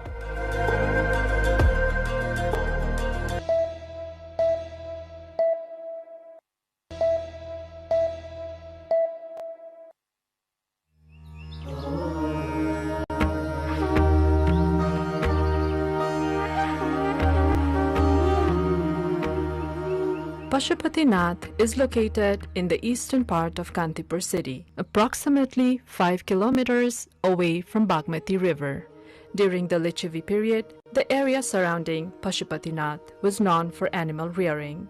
This region includes Duasthali, Guveshwari, Gaurighat, Chaba Hill, Ganeshtan, and Kotuwali, all of which are part of the Pashupatinath area.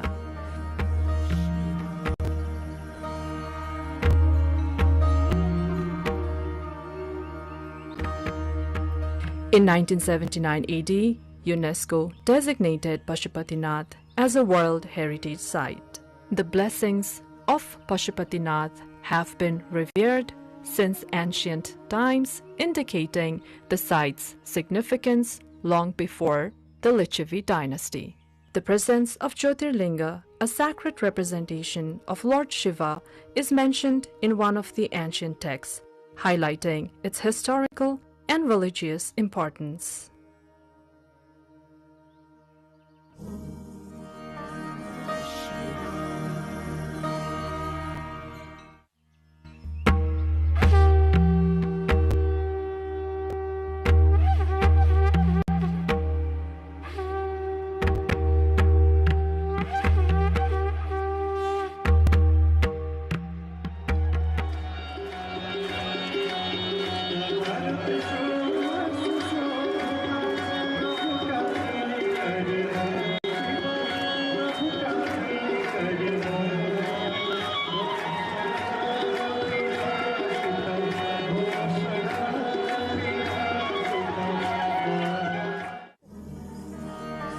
In the Gopal Raj dynasty, King Supuspadev described Pashupatinath as Varna Vyavastha.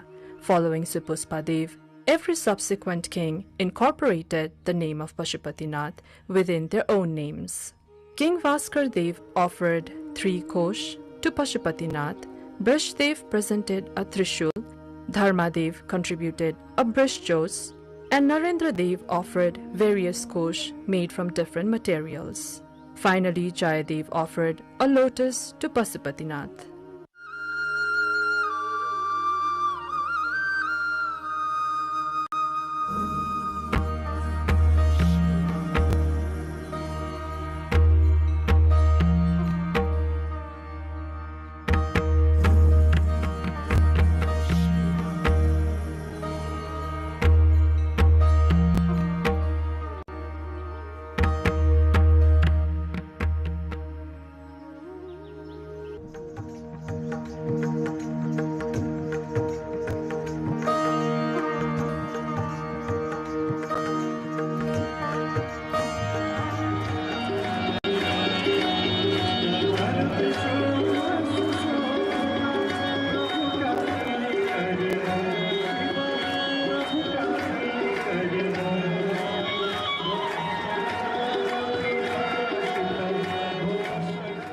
In 1473 BS, Jyoti Malla renovated Pashupatinath. The priest Nityananda initiated the removal of the 3-story structure of Pashupatinath and reduced it to a single story. Queen Ganga, the consort of Shiva Singh, had the Bhasa Bamsawali written, which is still present today.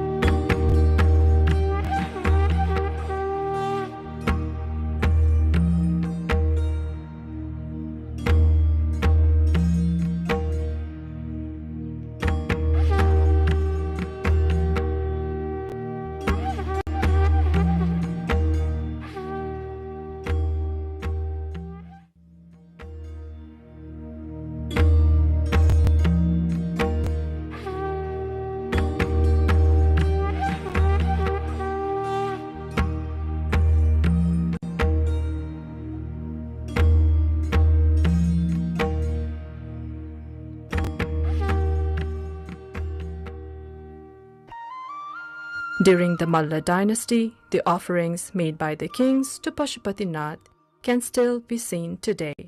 Among these offerings, Lord Shiva at Pashupatinath received a copper roof and chadi and kamal. Finally, King Jai Singh presented a gold-made mekhla and a grand jatra was conducted.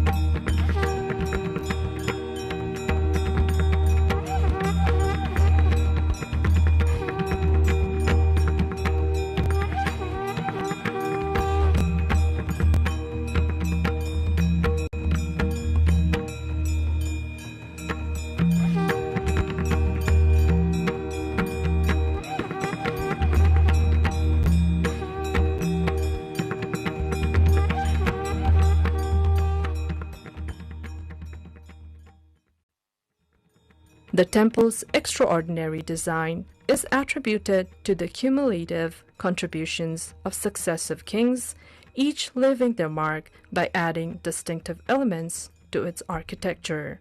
This rich history of royal patronage is a primary factor contributing to the exceptional and intricate design of this revered temple.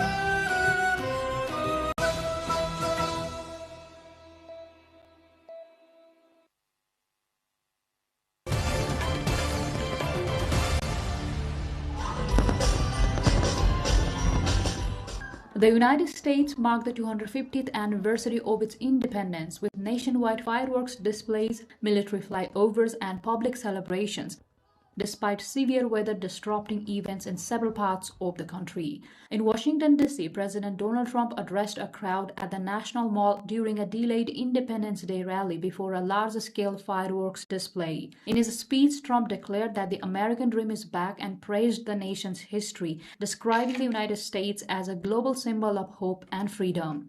No people have done more good, shown more courage, made more progress, righted more injustice, or achieved more greatness than you, the American people. For 250 years, the United States of America has been the hope, the promise, the light, and the glory among all of the nations of the world. All over the world, they try and be like us. Nobody can be like us, and with God's help, we will always be this or even better. The July 4 federal holiday commemorates the signing of the Declaration of Independence in 1776, when the 13 American colonies declared independence from the British rule. Trump's address focused on themes of patriotism, national unity, and constitutional rights. He highlighted freedoms guaranteed under the U.S. Constitution, including freedom of speech, freedom of religion, and the right to keep and bear arms, while reaffirming his support for the Second Amendment. Unlike so many others in the world, in this country we have freedom of speech, freedom of religion, equal justice under the law, although I wasn't treated that well, but we won't get into that, and the right to keep and bear arms.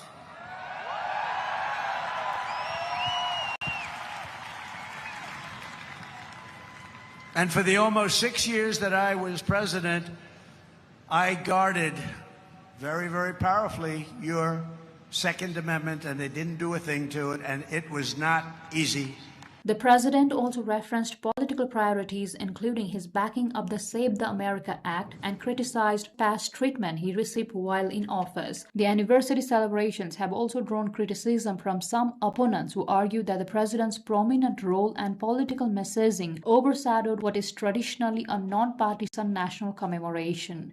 Despite weather-related disruptions in some regions, Independence Day events proceeded across the country, marking a historic milestone in the nation's 250-year history.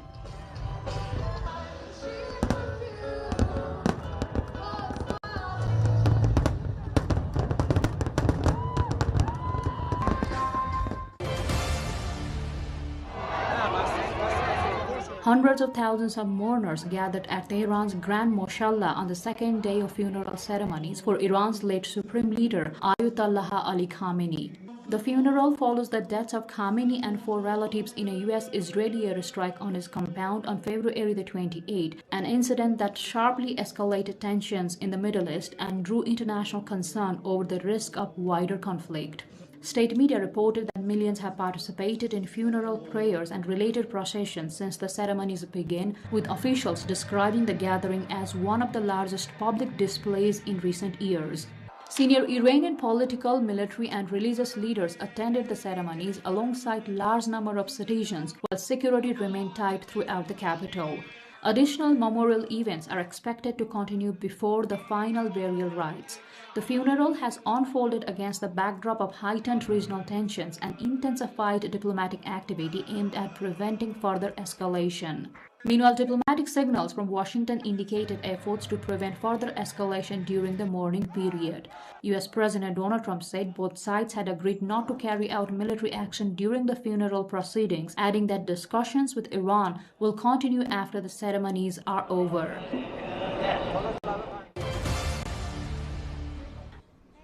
British Prime Minister Keir Starmer said the Labour Party can continue to win elections after he leaves office, saying his successor would inherit a strong platform in an interview with the BBC following his resignation announcement as a party leader and Prime Minister. Starmer said that his successor would have a platform to build on, adding that Labour could and should go on to win the next election. I took over the Labour Party just after we'd lost the 2019 election. That was the worst defeat for a Labour Party since 1935. And we were politically, financially, and morally bankrupt. we had the stain of anti-Semitism, and we weren't trusted by the public on the economy, on defence and security, and on immigration. And most people at that point said, the Labour Party's finished. It'll never win again, that political parties have a lifespan, and the Labour Party had come to the end of its lifespan. I never accepted that. I stepped up in April 2020. But the first task was to clean up and fix my party. Starmer took over Labour after its 2019 election defeat, which he called the worst defeat for a Labour Party since 1935. He also said he was working to ensure that what comes next would be a success, describing his departure as the end of his journey in politics. My successor will have a platform to build on, which means that Labour can go on and should go on to win the next election. And that's what I'm trying to make sure I'm able to do over the next few days to serve my country and to make sure that I bow out. It's the end of my journey in politics. I'm very clear about that. I've said to all my colleagues it's not the end of their journey, and it's very important that we all do what we can to make sure what comes next is a success, and that's what I will do. He was elected Labour leader in April 2020 and became Prime Minister on July 5, 2024 following the party's general election victory. Starmer announced on June 22 that he would step down after 2 years in office, citing sustained internal party pressure.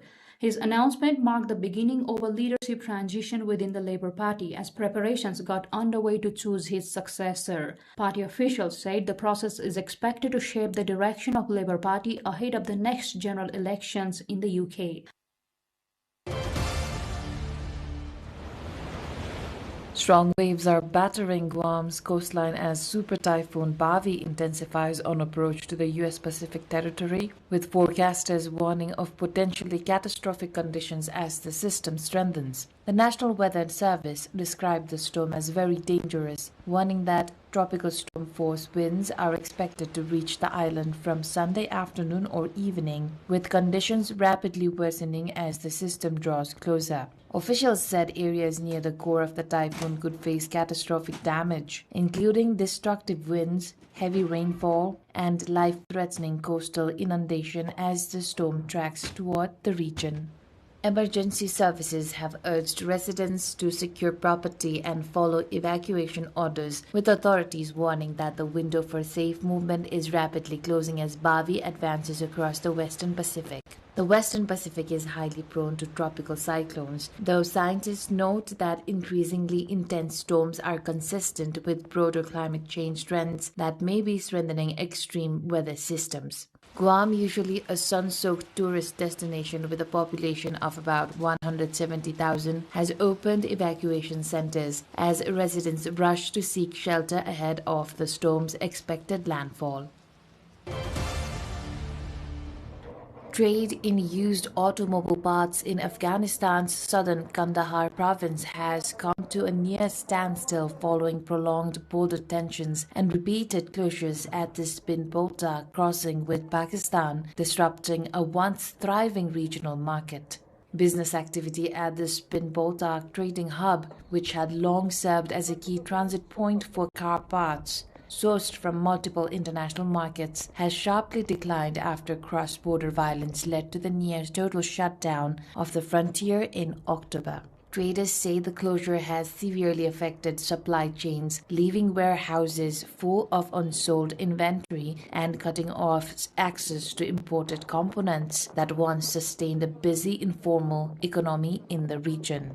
The market, located along one of Afghanistan's most important trade corridors, had previously attracted buyers and suppliers from across southern Afghanistan and neighboring Pakistan, forming a critical link in the country's automotive repair and resale industry.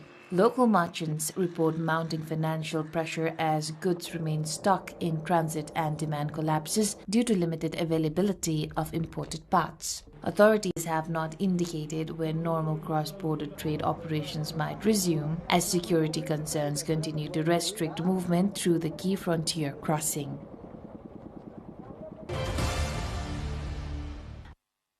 Vietnam's contemporary art sector is gaining momentum as a growing base of collectors and galleries help artists reach wider audiences while also strengthening the country's emerging creative industries. A recent exhibition featuring works by contemporary painters, including highlighted increasing interest in modern Vietnamese art, with curators emphasizing the importance of structured artist representation in building long-term market value. Art collectors and researchers say the market is also being shaped by growing public interest in cultural and lifestyle investments, with paintings increasingly featured in homes and architectural design. Experts note that a stronger and more transparent art market could help improve artist incomes, encourage creativity, and further develop Vietnam's cultural economy. The growing integration of art into interior design and architectural spaces has also contributed to rising demand, with paintings increasingly viewed as both cultural assets and lifestyle investments.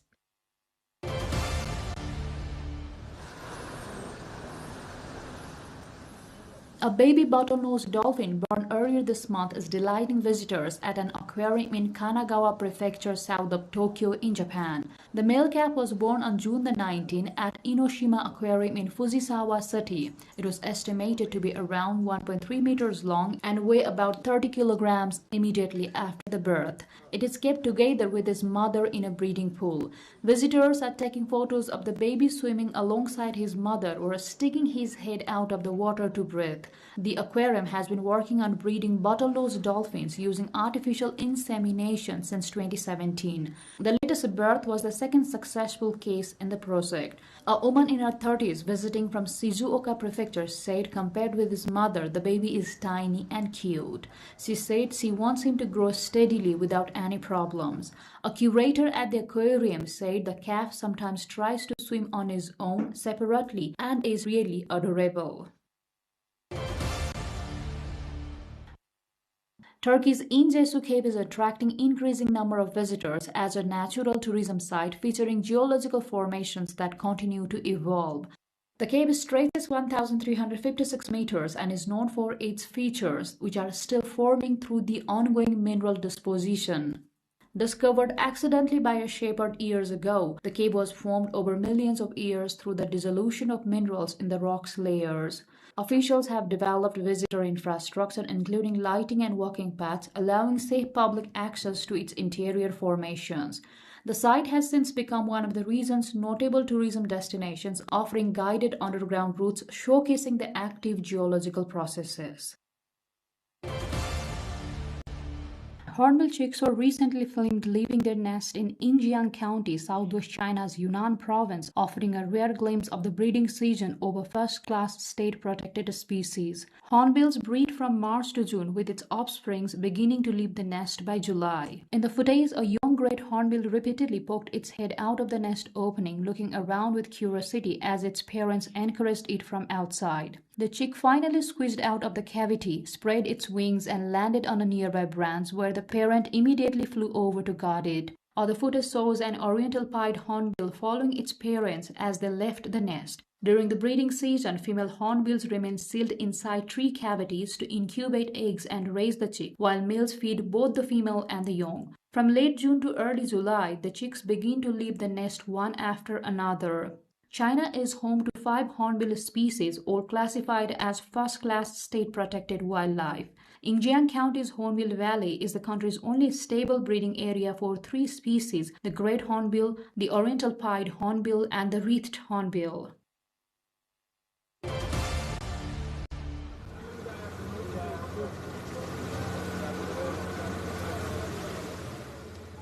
Dozens of traditional wooden paddle boats, known as pirogues, filled the waters of Gore Bay on the outskirts of Dakar as Senegal staged a major cultural race to promote its maritime heritage and build momentum for the 2026 Dakar Youth Olympic Games, which the capital will host in late October. The event brought together professional fishermen, local rowing teams, and community groups in a display of one of Senegal's oldest traditions. Organizers said the race was designed not only to celebrate the country's rich coastal culture, but also to raise public awareness of the Youth Olympics, the first Olympic event to be held on African soil. The colorful competition attracted large crowds along the shoreline, with spectators watching crews navigate the bay in brightly printed pirogues that have long been central to the livelihoods of Senegal's fishing communities. Officials say the Dakar 2026 Youth Olympic Games present an opportunity to showcase Senegal's culture alongside elite youth competition. As preparations continue, authorities are using community events such as the Bay Boat Race to encourage public participation and reinforce the message that the Youth Olympics are not only a sporting event but also a celebration of Senegal's national identity and African heritage.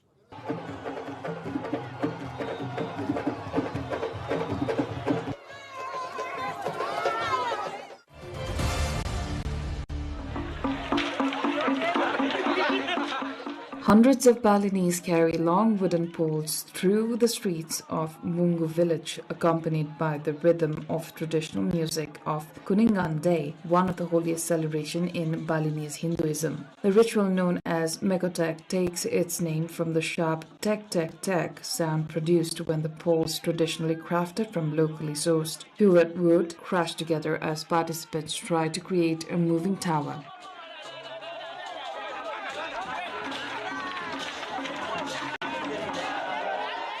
Beyond its spiritual purpose of warding off misfortune, oral tradition believes that Mekotek commemorates the victory by the old Balinese kingdom of Mengwi over a Javanese kingdom in battle in the 17th to 18th century. The procession moved slowly through the village as participants dressed in ceremonial attire formed shifting clusters that swayed with the rhythm of drums and gongs echoing through narrow streets. Despite the controlled chaos of clashing poles, organizers and community elders closely supervised the ritual to ensure safety while preserving its symbolic intensity. Local residents lined the route to observe the ceremony, which is both a religious observance and a reaffirmation of communal identity passed down through generations. As the structures of interlocked wood briefly rose and collapsed, participants said the act represented unity, resilience, and protection against negative forces in the coming year.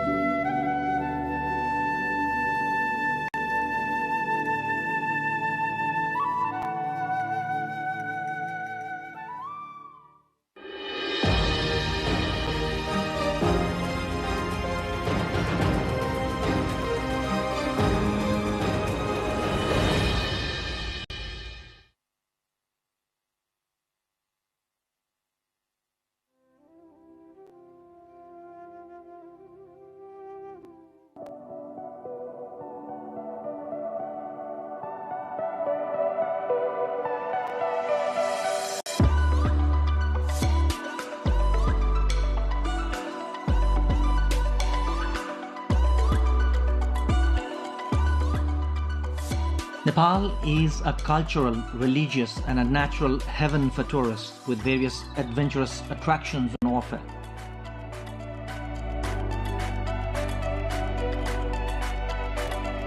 Nepal is undoubtedly one of the best tourism destinations in the world.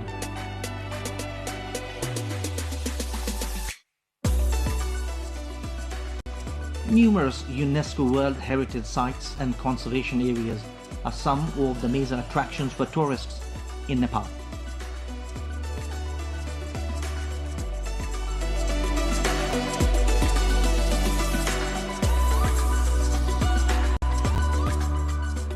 In addition, the natural, cultural and religious uniqueness of the country has been drawing large number of foreign tourists. Every place on earth has its own geography, cultural identity, environment, food and lifestyle. They collectively become the identity of the place.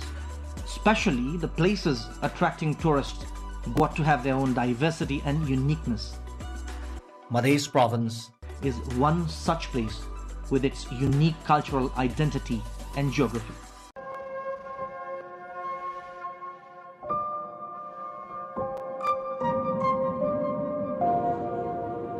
A historic province of Nepal, special for religious, cultural and trade activities, geographically total flat land, and the province with the pious land of Janakpur Dham.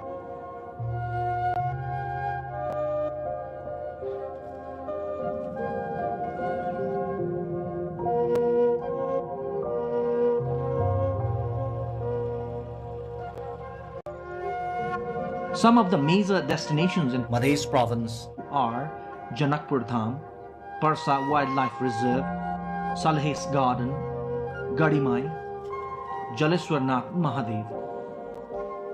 Madhya Province has an illustrious past as the capital of the ancient Mithila kingdom with archaeological heritages of the era, cultural and religious destinations.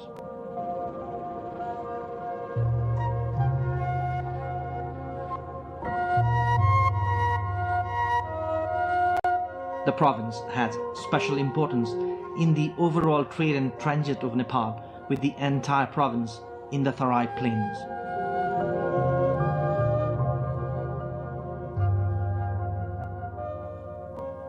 The province is very important for tourism in Nepal, though appears to be slightly backward in social, educational and health awareness.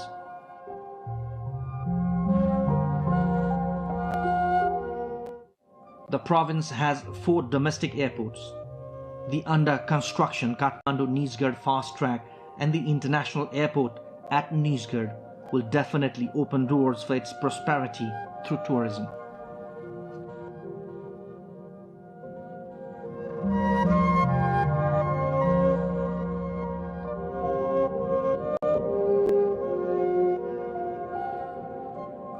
All the tourism destinations are well equipped in terms of infrastructures, but some await road network connection.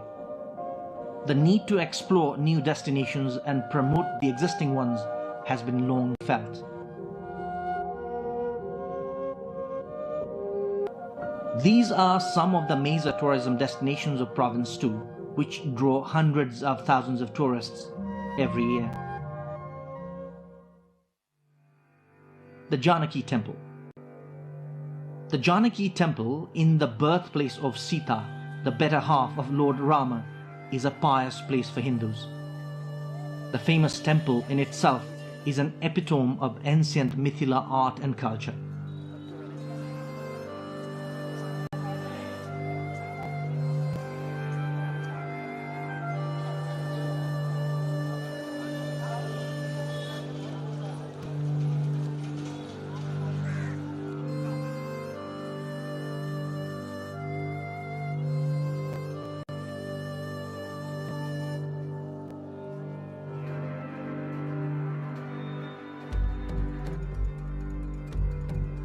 The temple, built in Mughal architecture, is believed to have been built by the then Princess of Tikamani of Madhya Pradesh in India by spending over 900,000 silver coins, a whopping sum at that time. Thus, the temple is also known as Naulakha Temple.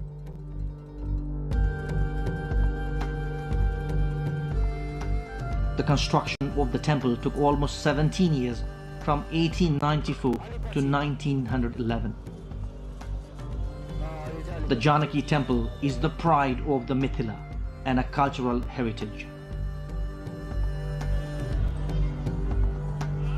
All rituals from birth to death are conducted as per Mithila culture in this place. Major religious fairs take place annually in Janakpur Dham, including on Ram Navami, the birthday of Lord Rama, full moon day of Nepali month of Asuz, Kozagrat Purnima, Vivaha Panchami, and famous Jhula in Fagun.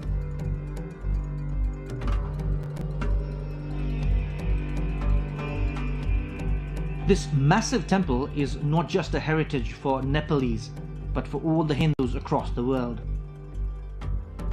Janaki Temple stands out as the place drawing most number of tourists in Madhya province every year.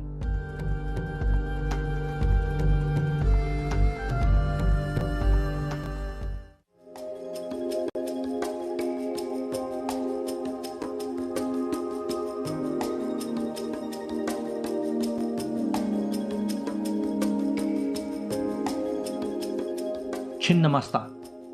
The revered Chinnamasta shrine is at Sakhara village towards the southern border of Chinnamasta from Saptari's district headquarters Rajviras.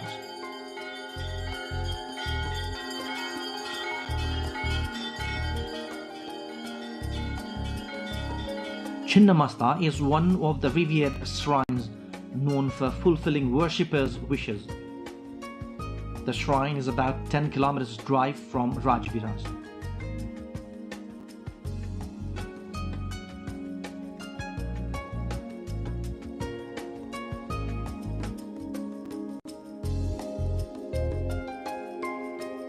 Large number of devotees throngs the deity's shrine in Dasai festival.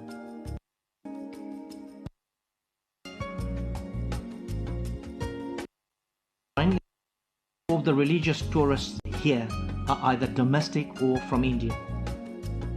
The history of Chinnamasta deity's shrine, with immense religious tourism potential, is connected to the history of Simrongarh.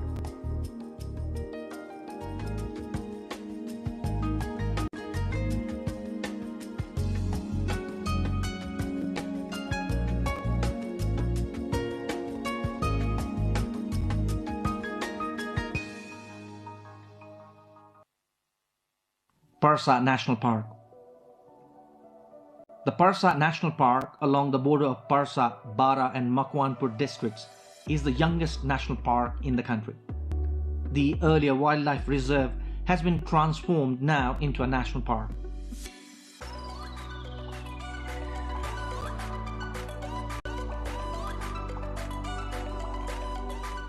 Parsa National Park is a perfect destination for those tourists interested in wildlife.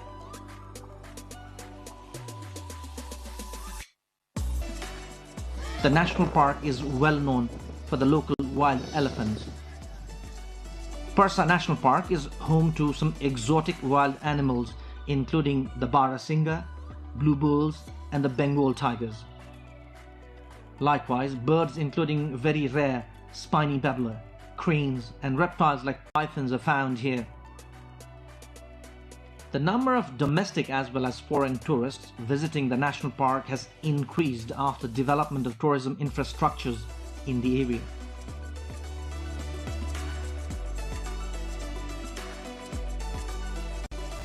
One can reach Parsa National Park in around 6 hours drive from Kathmandu. Spread across Chitwan, Makwanpur and Parsa districts, the Parsa National Park is home to some endangered wild animals and birds. The major attractions here are Bengal tiger, one-horned rhinos, wild elephants, leopards, Gaur bison or the Gaurigai, among others.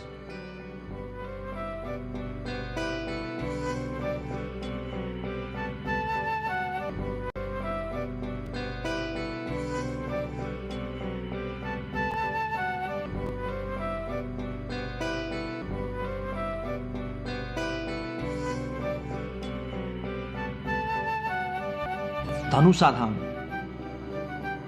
The Dhanus temple at Dhanusadham municipality of Dhanusa district is an important tourism destination of Madhya province.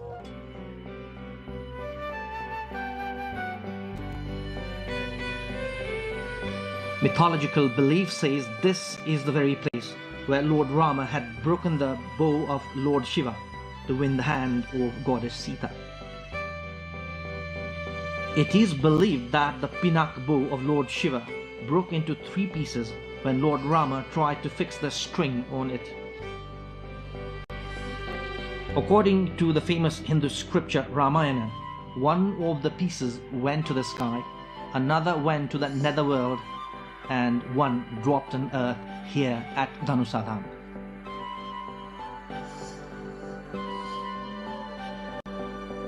The Dhanush temple is just 15 kilometers drive from the Janakpur Dham. The name of the place has been derived as Dhanusadham from the legend of Ramayana and also the district known as Dhanusa. As per popular belief, the one who sees the piece of bow will be eternally blessed.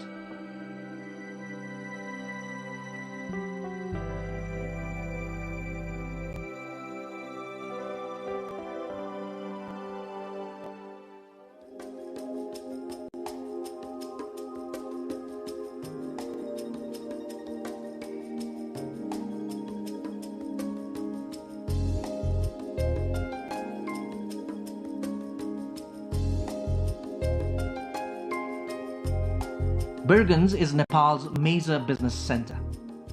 Not just known for trade and commerce, Birganj Parsa district also draws a lot of tourists.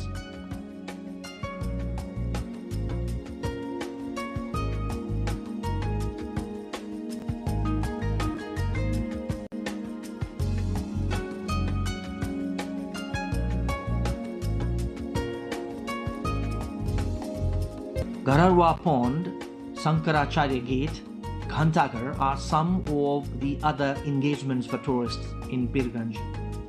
Gariharwa Pond, the site of offering prayers to the sun god, is a sight to behold during Chhath festival. There is a temple of sun god in the middle of the pond.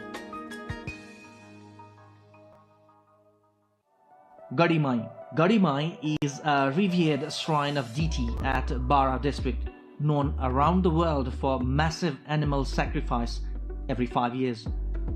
The month-long religious fair takes place every 5 years. Gadimai is just around 8 kilometers drive from Kalaya, the district headquarters of Bara. Jaleswar Mahadev. The only temple in the world in Mautari district housing Mahashivalinga underwater, center of faith of the Hindus, the gateway to Mithila. The attractions here are the Mahashivalinga, the cave in the temple, and the annual fair on Sivaratri. One can reach here by easy road travel from Kathmandu to Jaleshwar.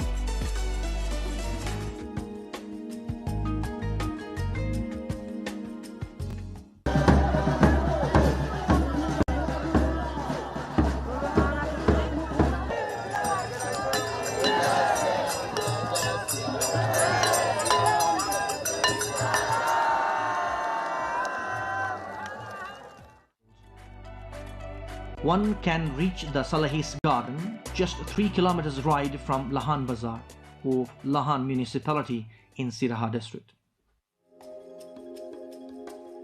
Every tourism destination in Madhya province has its own speciality. Almost all these destinations are awaiting promotion, at the same time developing necessary infrastructure to promote tourism here has its own challenges.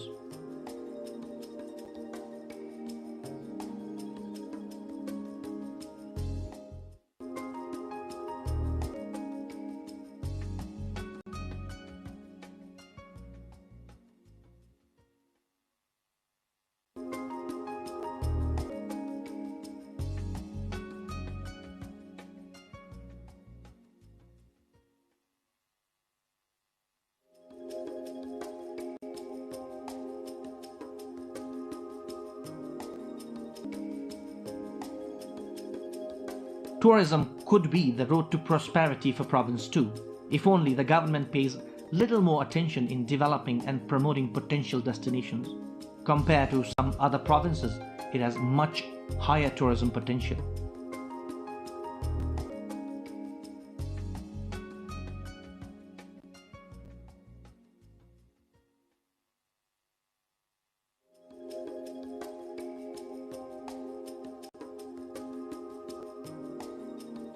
Upgrading the dilapidated roads and highways is important in addition to operating regular air services.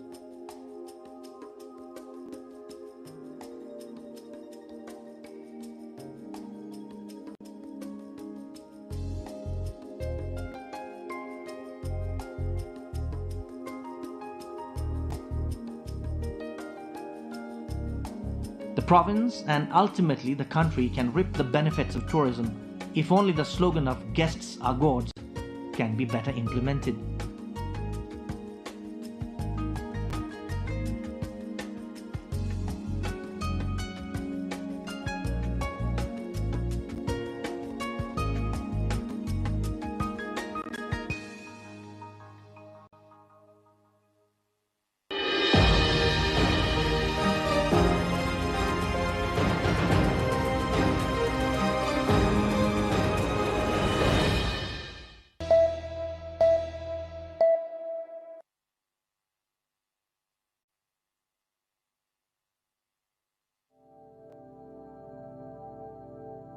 Dai Lake in Karnali province is a geographically remote district, yet rich with untapped potential for tourism. Stepping into Dai Lake, celebrated as a treasure trove of Khas art, culture and heritage, brings a unique sense of joy. Journey begins amid its natural beauty, leading us toward Mahabur Rural Municipality. As we leave the mid-hill highway, the terrain becomes challenging, with hilly, muddy roads demanding patience and skill.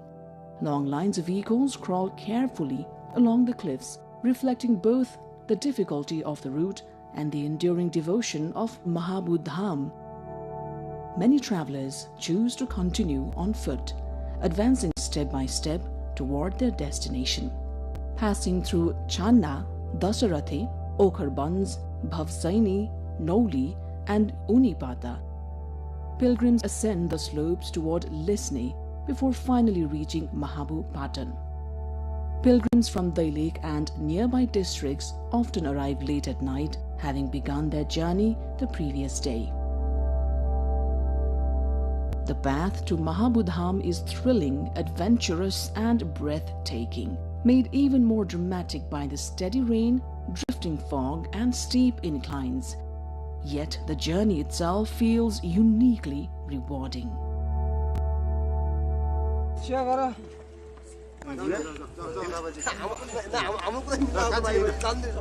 Mahabur Lake or Mahabur Dham, located within Mahabur Rural Municipality, is a remarkable place of natural beauty, religious significance and cultural heritage.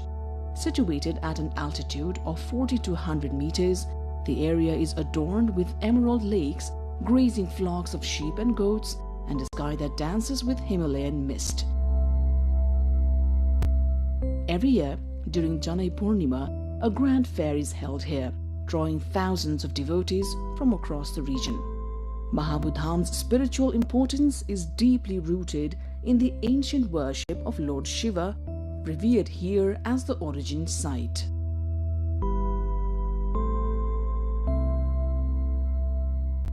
From Mahabur Lake, visitors can enjoy magnificent views of Api and Sai Palhimal, and on clear days, even the plains of Bardia. Given its religious importance and natural splendor, Mahabur Dham holds immense potential as a religious tourism destination. Improving the rough, narrow access roads is essential for supporting this growth. Mahabur Dham is more than a pilgrimage site. It is a confluence of culture, history, faith, and nature. To truly appreciate its significance, one must visit Mahabur Lake at least once, immerse oneself in its natural beauty, and experience the serene environment that leaves a lasting impression.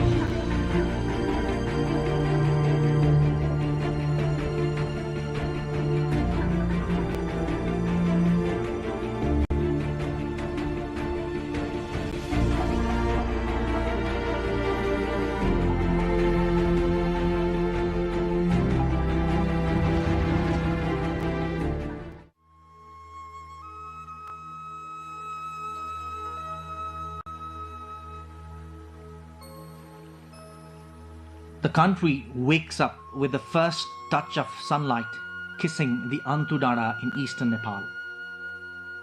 Antudara in Ilam district is the pride of Kosi province.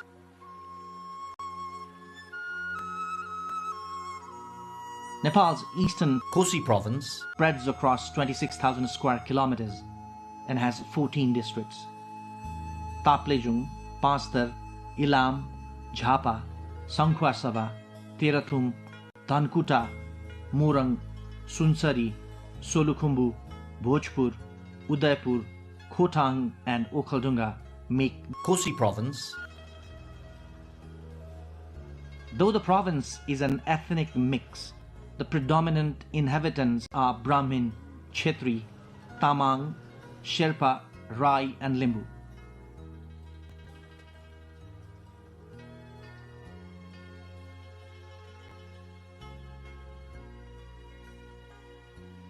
Kosi province, with the capital Viratnagar, is geographically very diverse.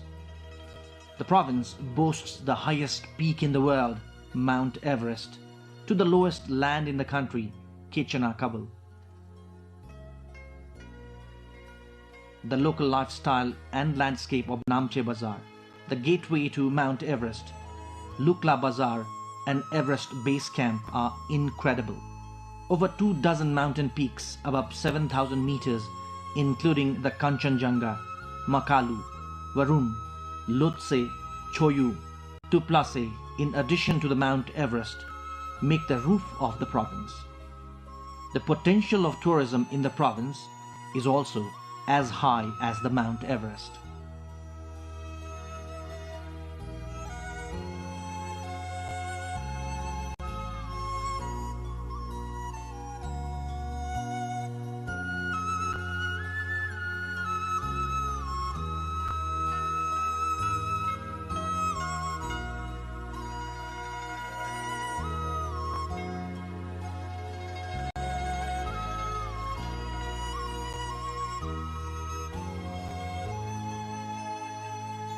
Country's largest Saptakosi, along with Mechi, Arun, Tamor, Kankai, Likhu are the major rivers in the province.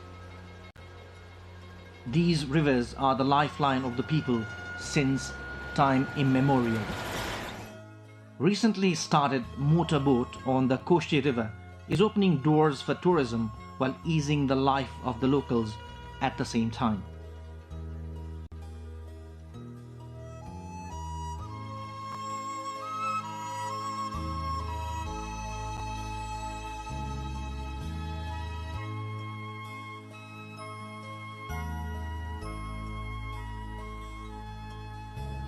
Situated at just 70 meters above the sea level, Ketchanakabul in Jhapa is the lowest point in the country.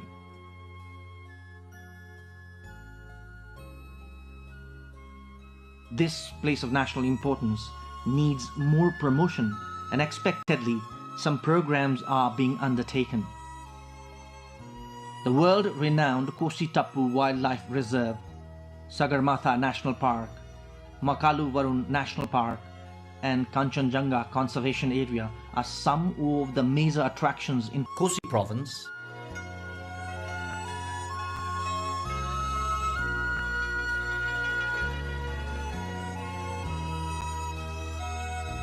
These protected and conserved areas serve as the museum for those interested in wildlife, flora and fauna, wetlands and biodiversity.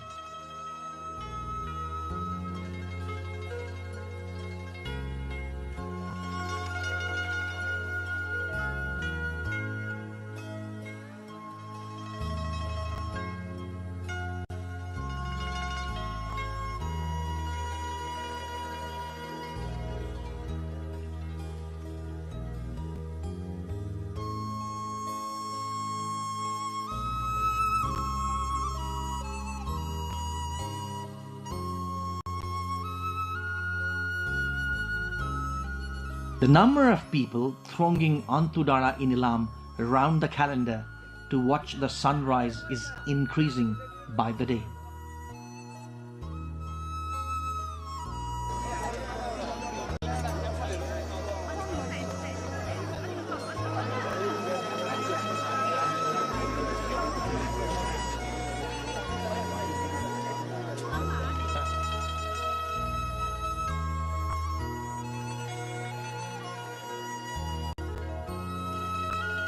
The symmetrical tea gardens of Kanyam cannot be described in words. Prosperity along with natural beauty is the speciality of the province. No foreign or domestic tourist returns disappointed from this place.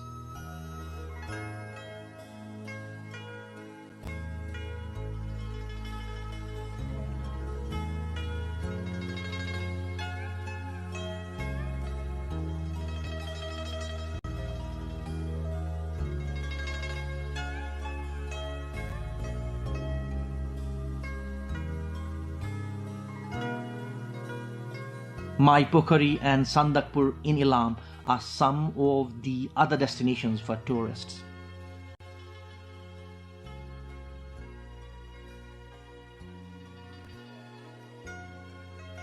Sandakpur is probably the only place in Asia from where one can enjoy the panoramic view of around 60 mountain peaks.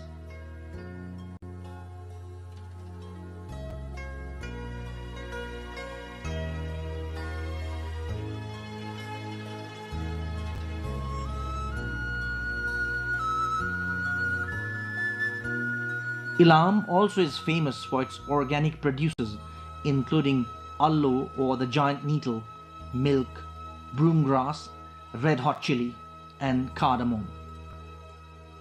The hill station or Bedetar along the border of Sunsari and Dhankuta, Namaste waterfall in Dhankuta, Hile Bazar, and Todke waterfall are some of the other destinations for tourists.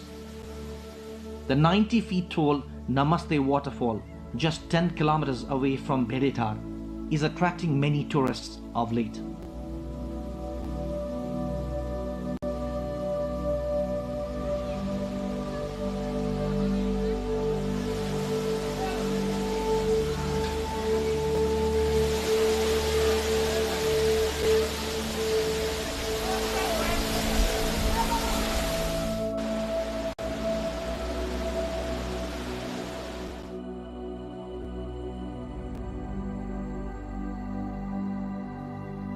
TMZ or Tinjure, Milne and Jaljala area in Terathum is branded as the capital of rhododendron.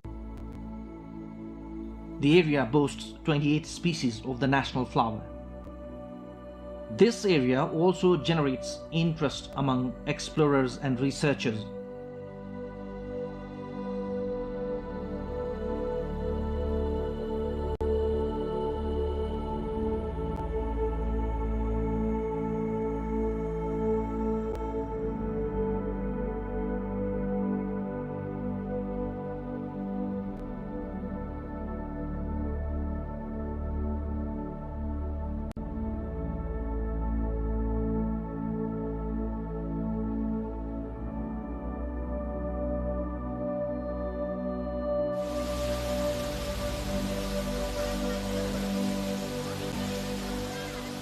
The 365-meter tall Hathung waterfall is the tallest in Asia and the pride of Nepal.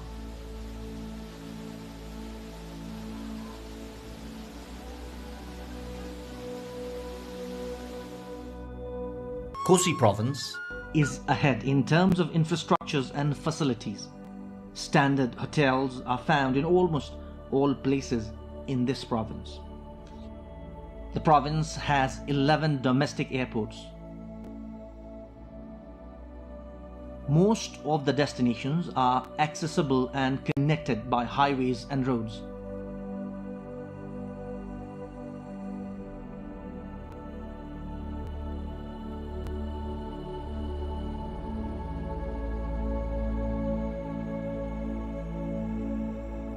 The Pativara temple, situated at 3,794 meters above the sea level, is the combination of spirituality, natural beauty, and tourism. This is one destination in every Nepali's bucket list. The blooming rhododendrons in the spring and snow-white terrain in winter keep the tourism interest alive around the year.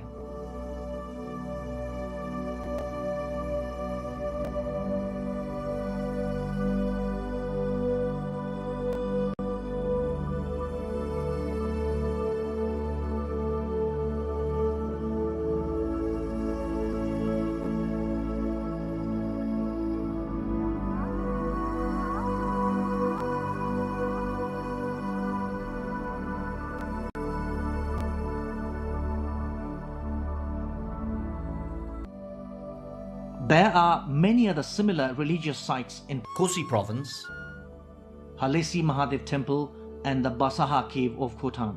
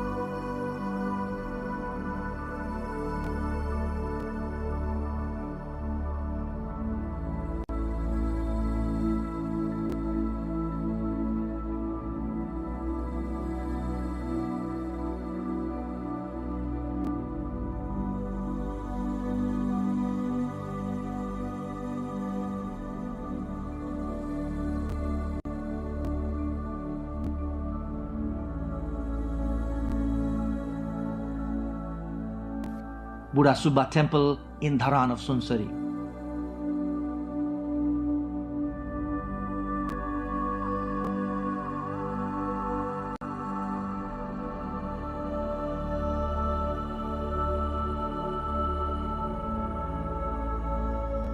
Barha Kshetra of Sunsari.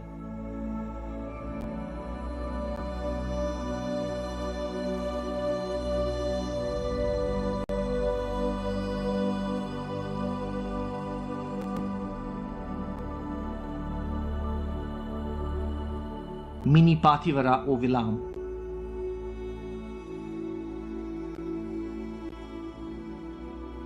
Arjundhara of Jhapa of the Mahabharata myth.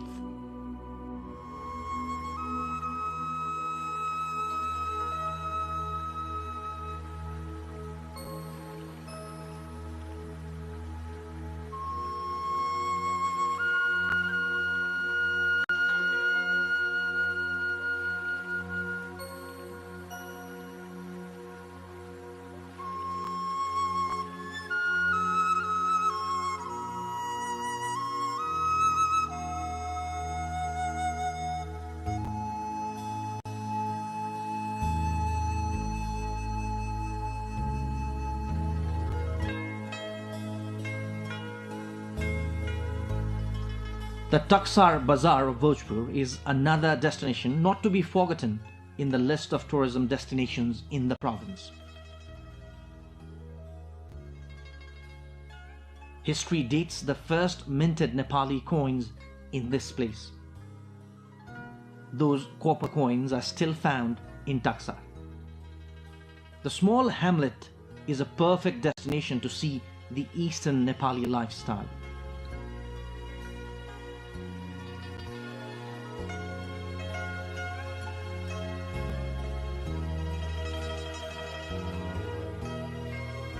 Kosi province is equally rich in its unique culture and traditions.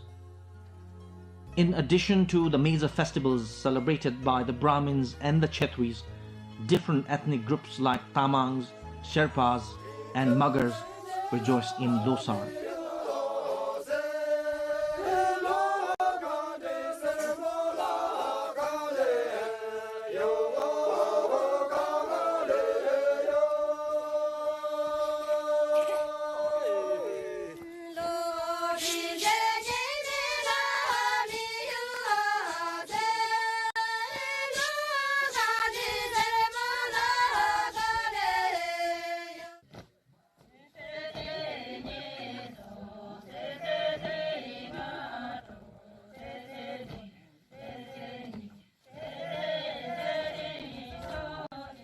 The Shabru dance of the Sherpas, a special ritual in Losar, is internationally renowned.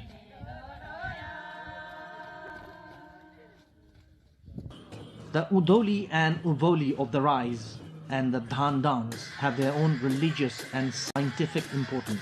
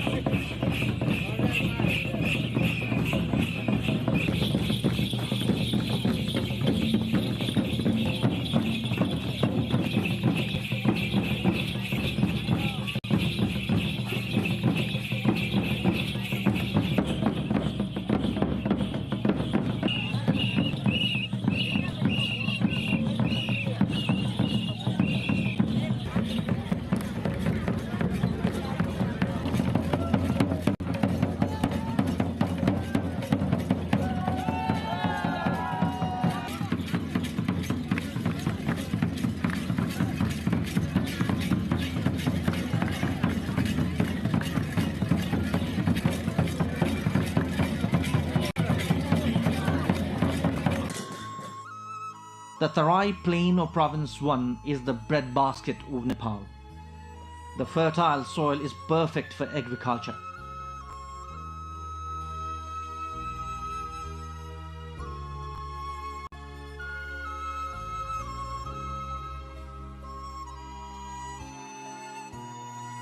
Tea gardens from the lowland of Japa to the height of Solukhumbu are some of the major cash crops here.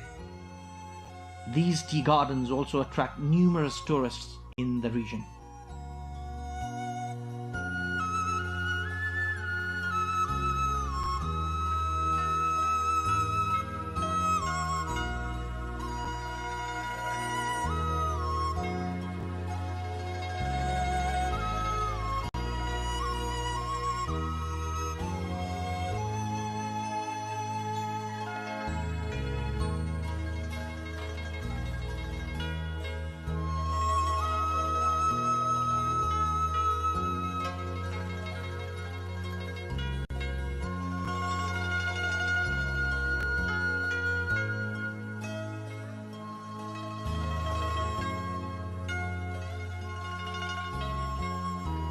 Province 1 is definitely a museum for tourism.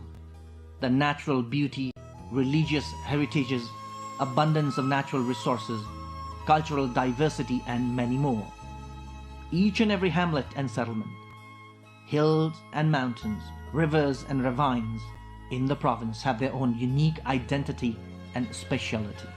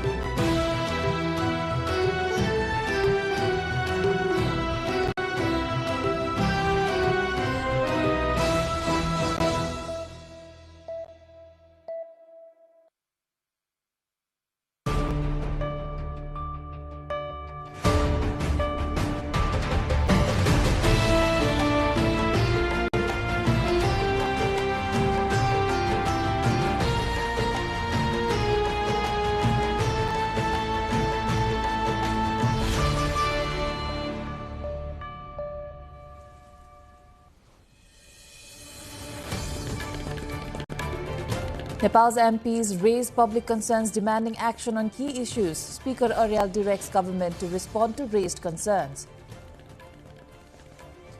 Congress internal rift deepens as dissident faction runs separate contact office. Chair says demand to retain old active membership unacceptable. Nepal government's capital spending hits historic low in years. Over half of development budget remains unspent as fiscal year nears end. Riot in Sri Lanka's prison kills 25, over 100 injured. Clashes erupt following gang violence among inmates. UN Chief Guterres calls for AI to be governed, warns against allowing the technology itself to vibe code our future. And World Cup knockout stage continues with Portugal set to face Spain tonight, Belgium to meet United States in the match.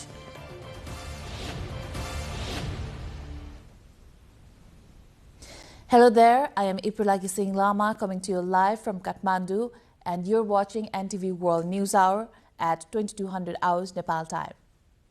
Now the news in detail. Speaker of Nepal's House of Representatives Dol Prasad Aryal has ruled on the government to address the concerns raised by MPs during the emergency and 0 hours of the HOR sessions. In today's session, he urged the government to provide updates on the steps taken to mitigate the loss of life and property caused by floods, landslides and inundation across the country, along with details on disaster management and preparedness. उक्त विधेयक प्रस्तुत गर्न अनुमति माग्ने प्रस्तावमाथि प्रतिनिधि सभा नियमावली 2083 को नियम 105 बमोजिम कुनै पनि माननीय सदस्यको विरोधको सूचना प्राप्त नभएकोले नेपाल विशेष सेवा ऐन 2042 को साबिकको व्यवस्था जगाउने सम्बन्धी विधेयक 2083 प्रस्तुत गर्न अनुमति प्राप्त भएको घोषणा गर्दछु। The internal rift in the Nepali Congress has deepened as rival factions set up separate contact offices and continue parallel political activities. The dispute intensified after Deuba-aligned leaders established a separate office in Chundebi of Kathmandu, followed by another faction led by Purna Bahadur Khadka launching similar activities, prompting concerns of a possible split. The Deuba faction is demanding continuation of the existing active membership system for the 15th General Convention, while the establishment side insists on mandatory digital renewal under the revised party statute. Despite ongoing talks, both sides remain firm on their positions, with party president Gagan Thapa stating that accommodating all 111 former leaders under the old structure is not legally feasible, though honorary recognition can be given. Nepal's capital expenditure has dropped to 36.6% of the annual target, with more than half of the development budget still unspent just a week before the end of the current fiscal year. Out of 407.88 billion Nepali rupees allocated under capital expenditure, the government has spent only 104.92 billion rupees. During the same period last fiscal year, spending had reached nearly 48%. Economists say the weak performance is due to an oversized budget, poorly prepared projects, and weak execution capacity. Government officials, however, attribute the slowdown to political activities, election-related disruptions, and supply chain issues affecting construction materials. We shall look more deeper into this issue in our segment Issue of the Day later in the bulletin. Now, clashes in a Sri Lankan jail have killed 25 people, including 4 guards, and wounded more than 100 in the country's deadliest prison riot in more than 5 years. The wounded were rushed to the local hospital, allowing overnight clashes between inmates from 2 drug gangs at the area's main prison. Police said fighting began on Sunday evening at Negombo prison, which houses several thousand inmates, and police commandos were called in on Monday but not deployed inside the prison.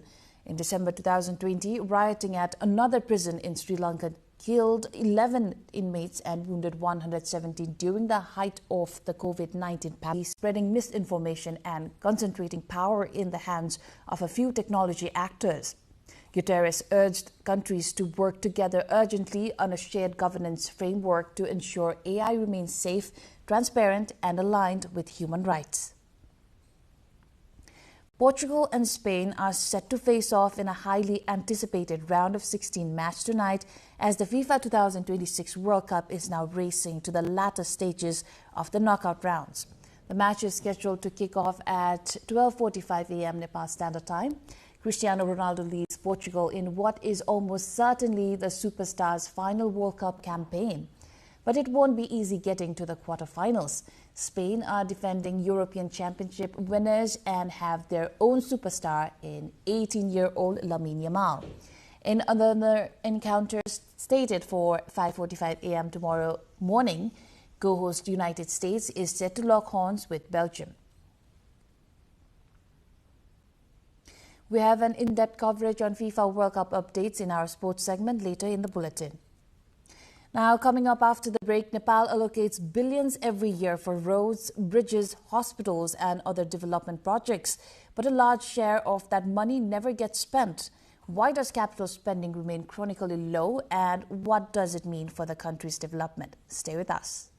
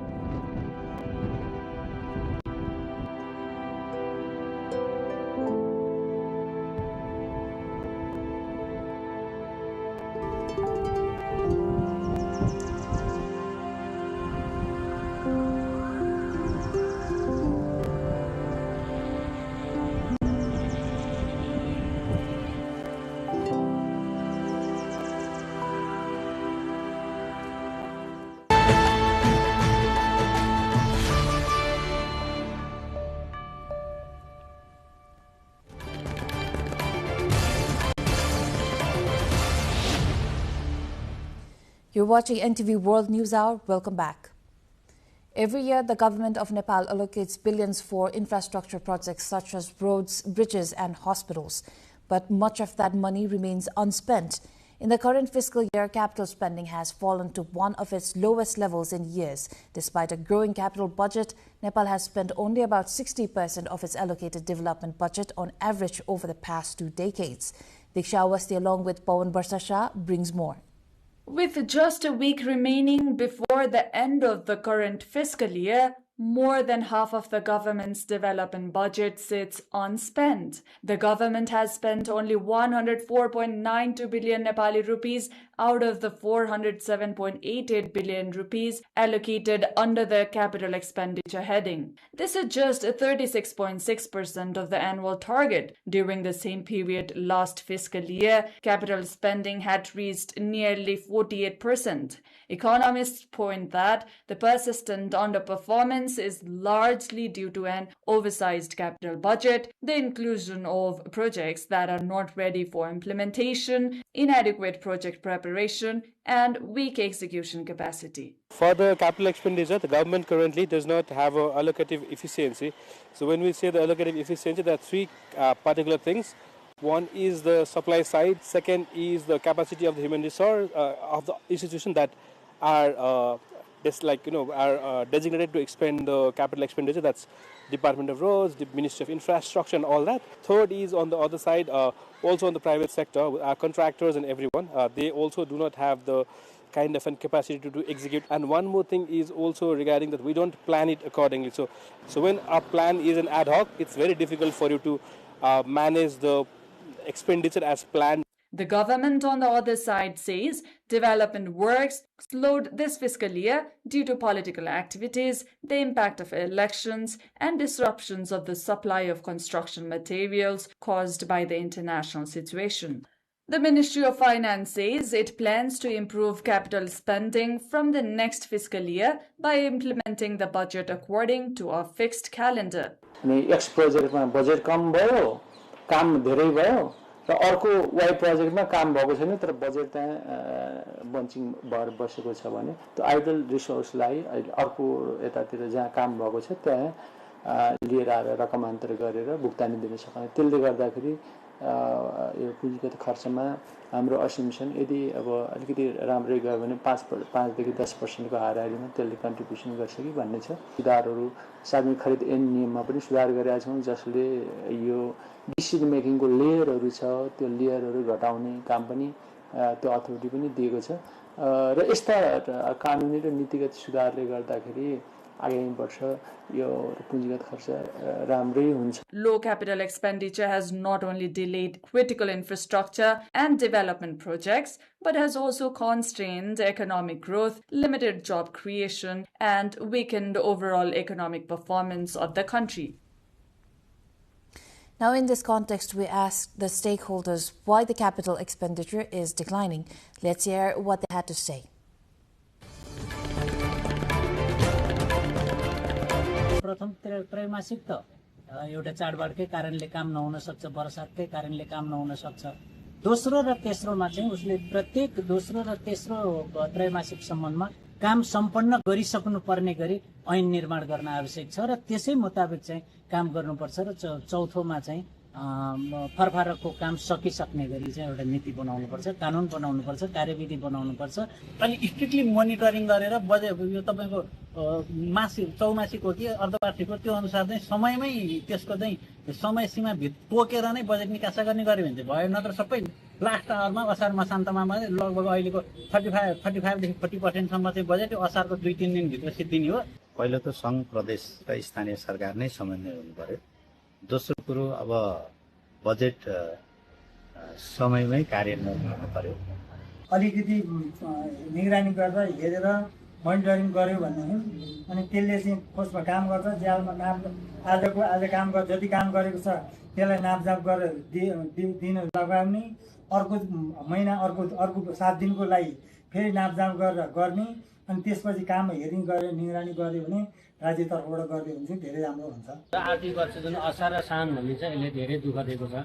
Real बर्खा टाइममा काम हुने अनि काम गर्दाखेरि पनि कामहरू अवरोध हुने बर्खा टाइमले गर्दाखेरि यसलाई सच्याएर चाहिँ हामीले परिवर्तन गर्नुपर्छ भन्ने लाग्छ मुख्य कुरा पहिला सुरु चाहिँ। यसो गर्दाखेरि चाहिँ काम बेलामा पनि हुने अनि यो बर्खा टाइमको कामहरूले पनि चाहिँ अब गुणस्तरमा पनि समस्या हुने अनि बिग्रनेहरूले हुने। त्यसो हुनाले यो आर्थिक वर्षलाई चाहिँ हामीले असार साउन नगरेर चैत मसान्त असार मसान्तलाई हामी चैत मसान्त र अब साउनलाई चाहिँ हामीले वैशाख 1 बाट गर्दाखेरि चाहिँ यो पहिलो नम्बरमा उत्तम हुन्छ भन्ने लाग्छ हामीलाई। प्रशासन संयन्त्रलाई चलायमान बनाउनको लागि राजनीतिक नेतृत्व पनि महत्त्वपूर्ण भूमिका हुन्छ र त्यसैले भदौ पश्चात अब पहिलो जुन सरकारले बजेट बनाएको थियो कार्यान्वयन गर्ने चरणमा 2वटा सरकार परिवर्तन भएको असर पनि के हो जस्तो मलाई लाग्छ। सालबसाल ठेक्का बाहेक अरू ठेक्काहरू चाहिँ उपवर्षीय रूपमा लानुपर्ने हुन्छ र यसको लागि हाम्रो प्रक्रिया पनि अलि लामो हुन्छ। हामीले चाहिँ यसको स्रोत सुनिश्चितताको लागि पनि केही समय लाग्छ। यसले गर्दा हाम्रो झन्डै पुस माघसम्म त स्रोत सुनिश्चिततामै जान्छौँ। फ्युलजन्य पदार्थको चाहिँ मूल्य वृद्धि गर्दाखेरि चाहिँ अब त्यसले डाइरेक्ट इम्प्याक्ट चाहिँ अहिले चाहिँ यो योजना कार्यान्वयनमा पर्यो। 90 रुपियाँ कोल्दा 180 रुपियाँ हालेर किनेर काम गर्दा चाहिँ कस्तो भइरहेछ भने जुन रेटमा काम गर्नुपर्ने नर्मल रेटमा काम गर्दा पनि निर्माण व्यवसायले घाटा खाइरहेको अवस्था छ। पहिलो विडम्बना त्यो हो। त्यो हिसाबले कसरी निर्माण व्यवसायले काम गर्ने, न सरकारले मूल्य समायोजन दिइरहेछ न मार्केटमा मूल्य घटिरहेछ। बिडिङ हुने त्यसपछि छान्नुपर्ने विभिन्न एउटा कानुनी एउटा अडचनहरू छन्। यो कुरालाई चाहिँ पहिला हटाउनुपर्छ। दोस्रो कुरा चाहिँ यो बोलपत्र गर्दाखेरि पनि तपाईँको कम्पिटिसन जुन छ त्यो फेयर कम्पिटिसन छैन। आजसम्म मान्छेले चाहिँ सस्तोमा हाल्ने बार्गेनिङ गर्ने र त्यसले गर्दाखेरि तपाईँको काम पनि नहुने, न ठेकदारलाई फाइदा छ न राज्यलाई फाइदा छ न त त्यो समुदायलाई नै फाइदा छ।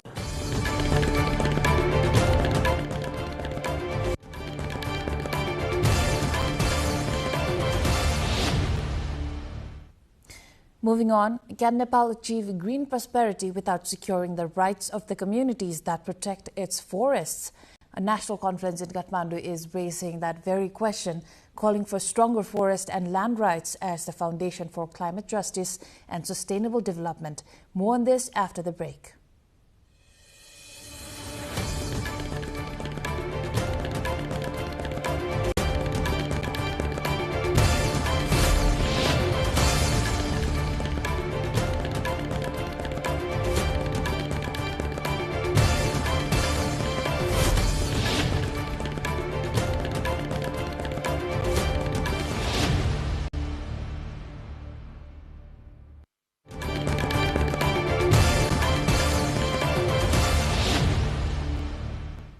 You're watching NTV World News Hour. Time for the cover story.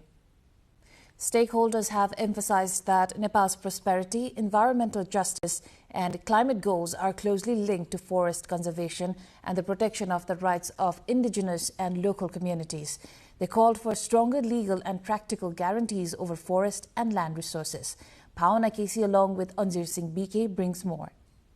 Stakeholders at a national conference in Kathmandu have emphasized that Nepal's prosperity and environmental justice are closely linked to forest conservation and the rights of indigenous and local communities. The conference highlights the need to ensure forest and land rights while promoting green development.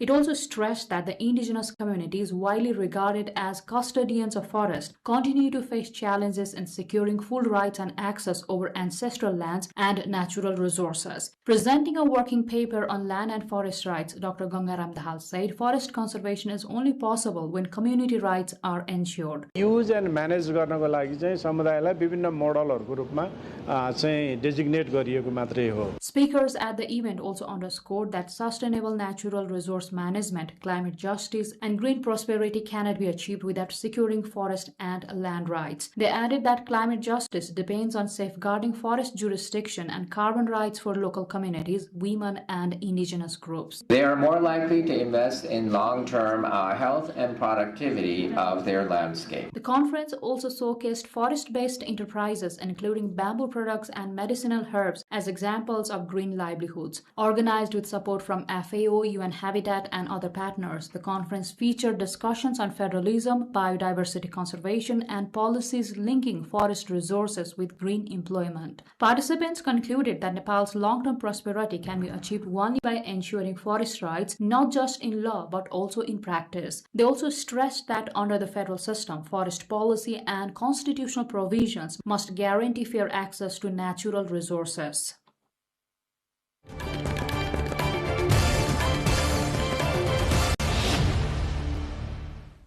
That was the cover story of the day. Now we move to other updates.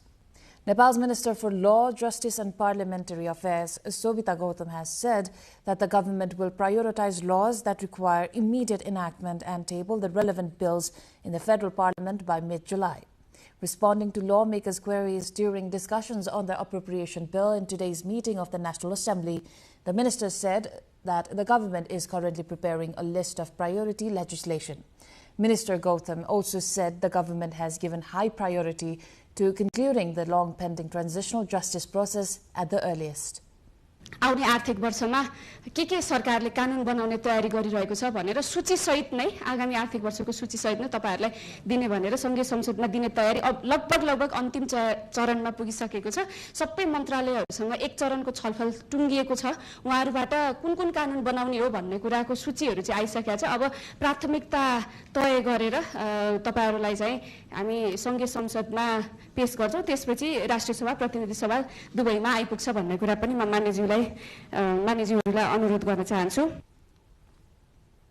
Nepal's Information and Communication Minister Dr. Bikram Timosina has said that the government has adopted a policy to develop the security printing sector as a self-reliant, professional and result-oriented institution. In today's meeting of the National Assembly, the upper house of the federal parliament, while responding to questions raised in the assembly earlier, he informed that a budget of 220 million rupees has been allocated for the security printing center in the upcoming fiscal year 2026-27. चालू आर्थिक वर्षमा केन्द्रले हालसम्म 24 lakh smart सवारी चालक अनुमति पत्र छपाई गरी नागरिकले साबिकमा भोगिरहेको समस्याबाट छुटकारा दिलाएको सन्दर्भ 35 लाख हुलाक टिकट लगायत दस्तावेज छपाई गरी सम्बन्धित निकायलाई हस्तान्तरण गरेको र आगामी आर्थिक वर्षमा केन्द्रको कार्यक्षेत्रभित्र थपिने अन्य सुरक्षण दस्तावेजहरू अन्तःशुल्क टिकट नागरिकता राष्ट्रिय परिचय पत्र केन्द्र मार्फत नै उत्पादन गर्नुपर्ने ऐनद्वारा तोकिएको बाध्यकारी दायित्व हो। यो स्वैच्छिक खर्च होइन। आवश्यक उपकरण बिना ऐनले तोकेको उत्पादन दायित्व पूरा गर्न सम्भव छैन। अहिले सुरक्षण मुद्रण केन्द्रसँग पेपर बेस्ड मटेरियल्सहरू प्रिन्ट गर्ने मसिनहरू छन् तर कार्ड बेस्ड मटेरियल्सहरू प्रिन्ट गर्ने चाहिँ मसिन नभएको कारणले पनि त्यो गरिएको हो। In other news, the Asian Development Bank, ADB, has agreed to provide a loan of $165 million to the government of Nepal. Two separate loan agreements were signed between the government of Nepal and the ADB at a program organized at the Ministry of Finance today. The loans will be used for the modernization of drinking water, sewage management and customs administration. The agreement was signed in the presence of Finance Minister Dr. Sonim Wagle and ADB President Masato Kanda.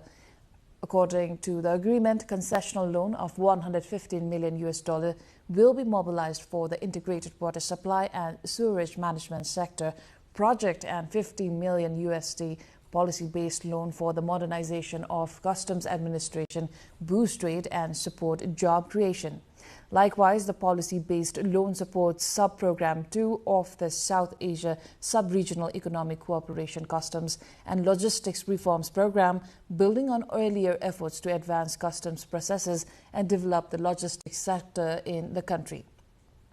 Now, Finance Minister Dr. Wagle highly appreciated the support received from ADB for Nepal's sustainable development and expressed confidence that this partnership would be further strengthened in the coming days. This will address the growing issue of urbanization and the aspirations that our young people and the citizens of our country have for a modern life. Many are migrating in large numbers from villages to towns and cities, and many have also indeed migrated out of the country. But this broad urban aspiration of a modern life. Nepal's Special Court has convicted 3 individuals in the Nepal Telecommunications Authority's Terramax Telecommunications Traffic Monitoring and Fraud Control System corruption case, while acquitting former Minister Mohan Bahadur Basnet. A bench of judges Hemant Rawal, Dilli Ratna Shrestha and Umesh Koirala found 3 former officials of the Nepal Telecommunications Authority guilty in the corruption case. According to the verdict, former NTA chairperson Digambar Jha has been sentenced to 1 year in prison, while former board members Dhanraj Gyawali and Tika Prasad Upreti have each been sentenced to 6 months imprisonment. The court acquitted former Minister Bastet of all charges. Nepal's Home Minister Sudan Gurung met with the officials of the district-based security agencies to take note of the border security situation and the areas affected by wild elephants. Home Minister Gurung, who arrived in Eastern District of Chapa on Sunday night, held a meeting with district security chiefs. During the meeting, discussions were held with the security agencies on the overall security situation of the district, border management, smuggling control, drug trafficking, human trafficking, and other contemporary security challenges. Home Minister Gurung visited the elephant-affected area of Bahundangi in Mechinagar municipality of Chapa. Now, as part of a nationwide market inspection drive to enforce food safety standards, authorities in Nepal's Mahendranagar uncovered serious public health violations at sweet shops, dairies and snack outlets in Kanchanpur district in southwestern Nepal. Inspectors found insects in sweets prepared for sale, poor sanitation and the use of non-permitted food coloring during inspections led by the district administration. Officials said businesses that endanger public health can face prosecution under Nepal's food safety laws, but enforcement has remained limited, with only one case filed in the district during the current fiscal year. The findings have renewed concerns over food safety, particularly as demand for sweets and dairy products rises during the festival season and summer months.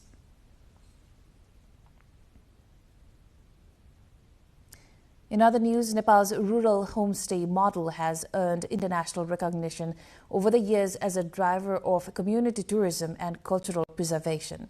But in the district of Syangja in central Nepal, poor infrastructure and a shortage of manpower are forcing many once thriving homestays to shut their doors, raising concerns over the future of rural tourism. Bijeta Bhandari, along with our local correspondent Himal Nupani, brings a report. A traveler comes to your house for a stay. In return, you show them the local way of life, your everyday culture, traditional food, and everything that makes your village or community unique. That is the simple idea behind a homestay. In recent years, Nepal has seen a boom in community homestays. In the district of Syangja in central Nepal alone, more than 50 homestays have opened over the past 28 years. But today, many of those homestays seem to be struggling. Poor road connectivity and a shortage of local manpower, especially the youth, have left many homestays struggling to survive. The once popular Pitlik Community Homestay in Waling Municipality 5 in Syangja is among those that have become seemingly emptier as infrastructure development has failed to keep pace with tourism ambitions. आवत जावतको समस्या देखा पर्ने यस्ता homestay प्राकृतिक सुन्दरताले भरिएका पर्यटकीय क्षेत्रहरूमा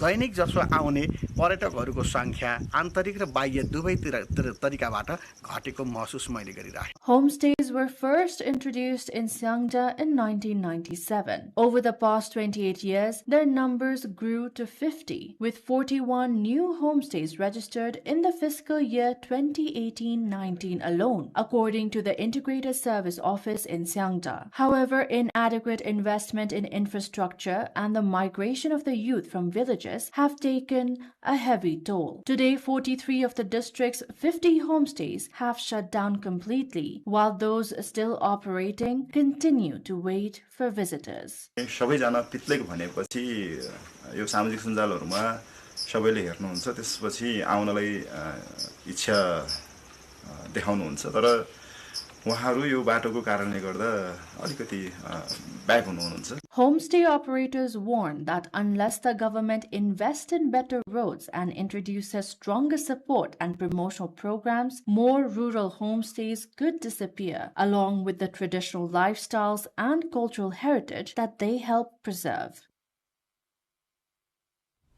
Time now for international updates, but before that, let's take a look at the headlines. Nepal's MPs raised public concerns demanding action on key issues. Speaker Aryal directs government to respond to raised concerns. Congress internal rifts deepens as dissident faction runs separate contact office. Chair says demand to retain old active membership unacceptable. Nepal government's capital spending hits historic low in years. Over half of development budget remains unspent as fiscal year nears end. Riot in Sri Lanka's prison kills 25, over 100 injured. Clashes erupt following gang violence among inmates. UN Chief Guterres calls for AI to be governed, warns against allowing the technology itself to vibe code our future. And World Cup knockout stage continues with Portugal set to face Spain tonight. Belgium to meet United States in another match.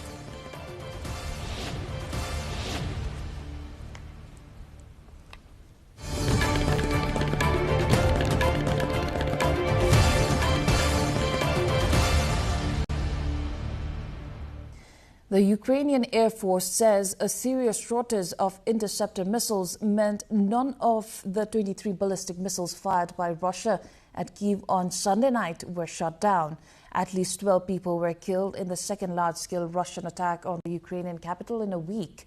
6 more were killed in the wider Kyiv region. Ukrainian President Volodymyr Zelensky has appealed for allies to take strong decisions at this week's NATO summit to provide Kyiv with air defenses.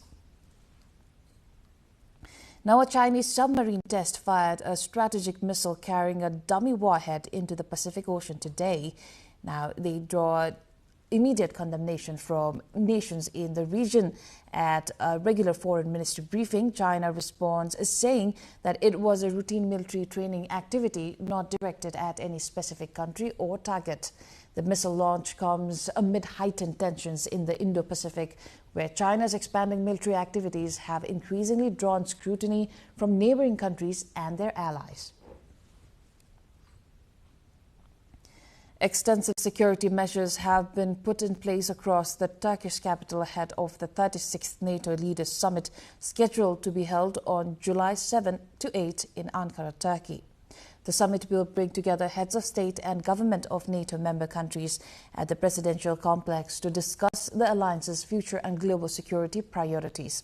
Authorities have significantly reinforced security at embassies, hotels and other sensitive locations, deploying more than 56,000 police officers and gendarmerie personnel as well.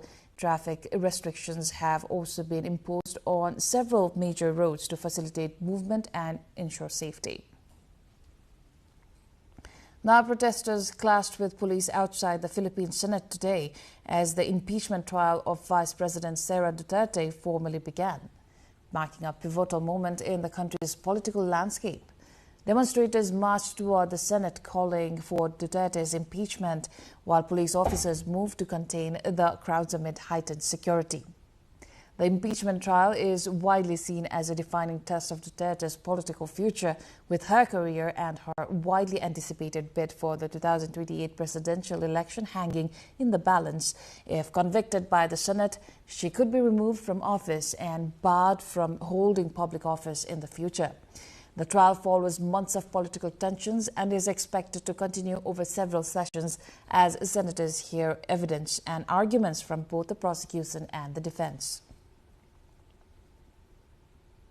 Moving on, a wildfire has forced the evacuation of thousands of people in southern France as the country grapples with the impacts of an early summer heat wave that scorched much of Europe. More than 10,000 people have been ordered to leave more than a dozen small towns and villages in the foothills of the French Pyrenees near the border with Spain. The fire has burned at least 4,600 hectares, authorities said, while warning that strong winds could further fan the wildfire. France spectators have been urged to stay away from the conclusion of the third stage of the cycling race on Monday to allow access for emergency vehicles to the area.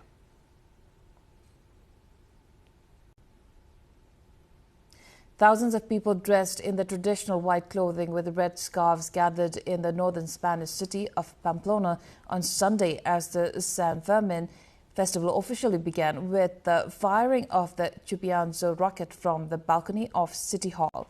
The ceremonial firework marked the start of the week-long festival, one of Spain's best-known cultural celebrations, drawing visitors from across the country and around the world. Crowds packed the city's main square, cheering and waving red scarves as the opening signal launched the activities. The San Fermin Festival, held annually in honor of the city's patron saint, is best known for the running of the bulls, which begins on Monday morning. During the event, participants run through Pamplona's narrow streets ahead of fighting bulls before the animals enter the bull ring. Authorities have implemented extensive security and emergency measures to manage the large influx of visitors and ensure public safety throughout the celebrations.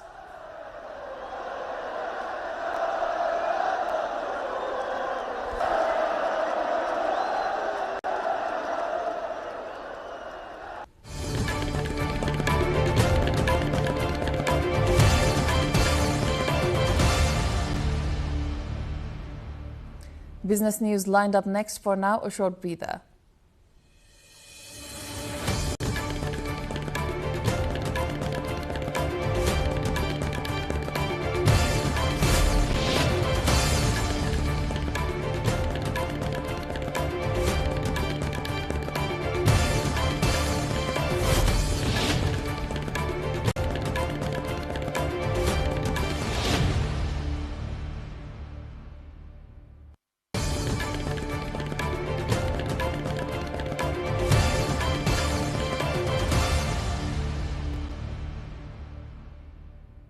Indonesia and Singapore have agreed to uphold freedom of navigation and the right of passage in the strategically important Malacca Strait, leaders of both countries said on Monday. The agreement was reached during talks in Jakarta, where Indonesian President Prabowo Subianto hosted Singapore Prime Minister Lawrence Wong, with maritime security in the Malacca Strait high on the agenda. The two leaders emphasized the importance of maintaining open and secure sea lanes in one of the world's busiest shipping corridors, which is vital for global trade and regional economic stability. Both sides also discussed strengthening bilateral cooperation on maritime safety and regional security amid growing strategic competition in the Indo-Pacific.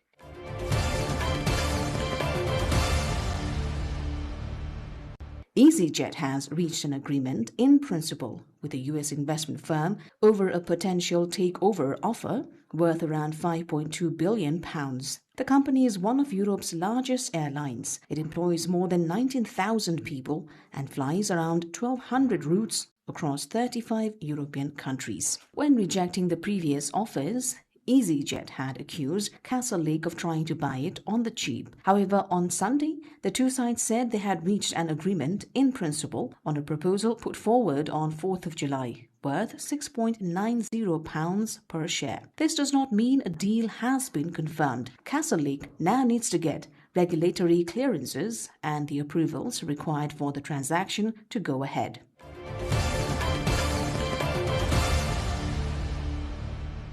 A top United Nations delegation, including UN Development Programme Chief Alexander De Croo and UN High Commissioner for Refugees Barham Salih, visited a dried fruits factory in northern Afghanistan to emphasize the importance of job creation for returning migrants. The visit comes as Afghanistan continues to face one of the world's most severe humanitarian crises, with more than 6 million Afghans returning from Iran and Pakistan since late 2023. This is according to UN figures. Factory officials said around 30 to 40% of their workforce consists of returnees, highlighting the role of small and medium enterprises in supporting livelihoods amid economic hardship. Officials warned that without expanded employment opportunities, the large-scale return of migrants could further deepen poverty and pressure on already fragile infrastructure and public system.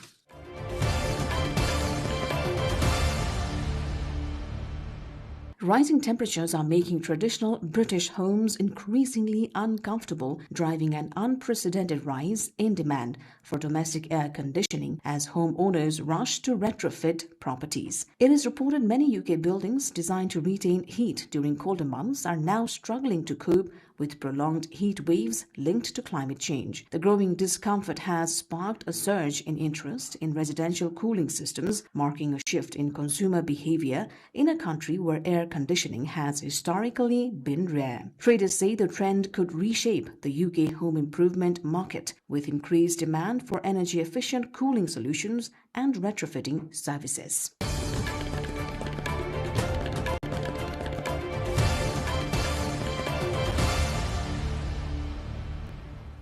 Time now for sports update.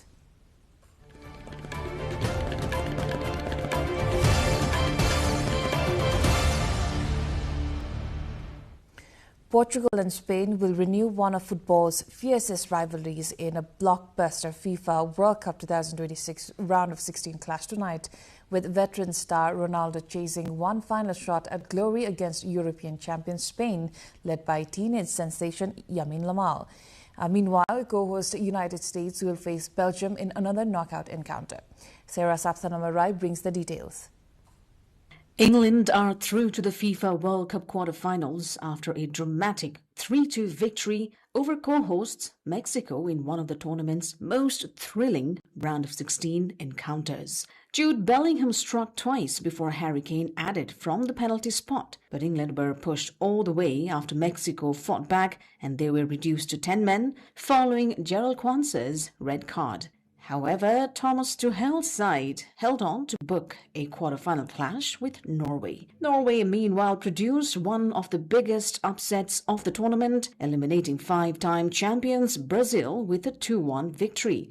Erling Haaland scored twice late in the match, while Neymar's stoppage time penalty proved only a consolation. An emotional Neymar hinted that the defeat could mark his final appearance for Brazil, bringing another painful World Cup campaign to an end for the Seleção. Away from the pitch, controversy has erupted over FIFA's decision to suspend the automatic one-match ban for United States striker Folarin Balogun after intervention from US President Donald Trump. The unprecedented ruling has drawn a strong response from UEFA that says changing a mandatory suspension during the tournament undermines the integrity, fairness and credibility of the competition. Attention now turns to the remaining round of 16 fixtures. Portugal face Spain tonight, while co-host United States take on Belgium, with both winners securing 2 places in the quarter-finals.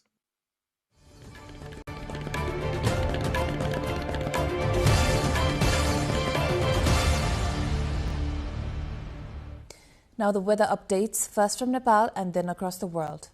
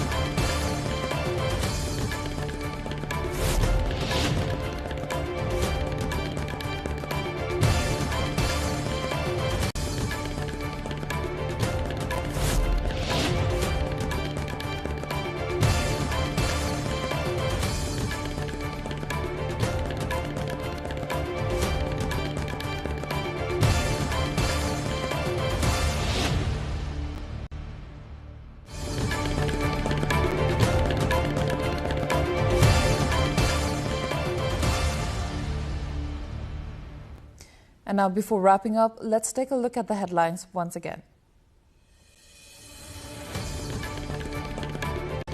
Nepal's MPs raised public concerns demanding action on key issues. Speaker Aryal directs government to respond to raised concerns. NC internal rift deepens as dissident faction runs separate contact office. Chair says demand to retain old active membership unacceptable. Nepal government's capital spending hits historic low in years. Over half of development budget remains unspent as fiscal year nears end. Riot in Sri Lanka's prison kills 25, over 100 injured. Clashes erupt following gang violence among inmates. UN Chief Guterres calls for AI to be governed, warns against allowing the technology itself to vibe code our future. And World Cup knockout stage continues with Portugal set to face Spain tonight. Belgium to meet United States in the other match.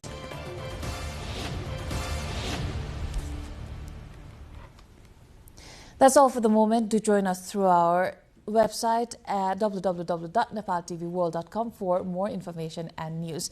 I am Ipulagi Singh Lama. Thank you for staying with us. Good night.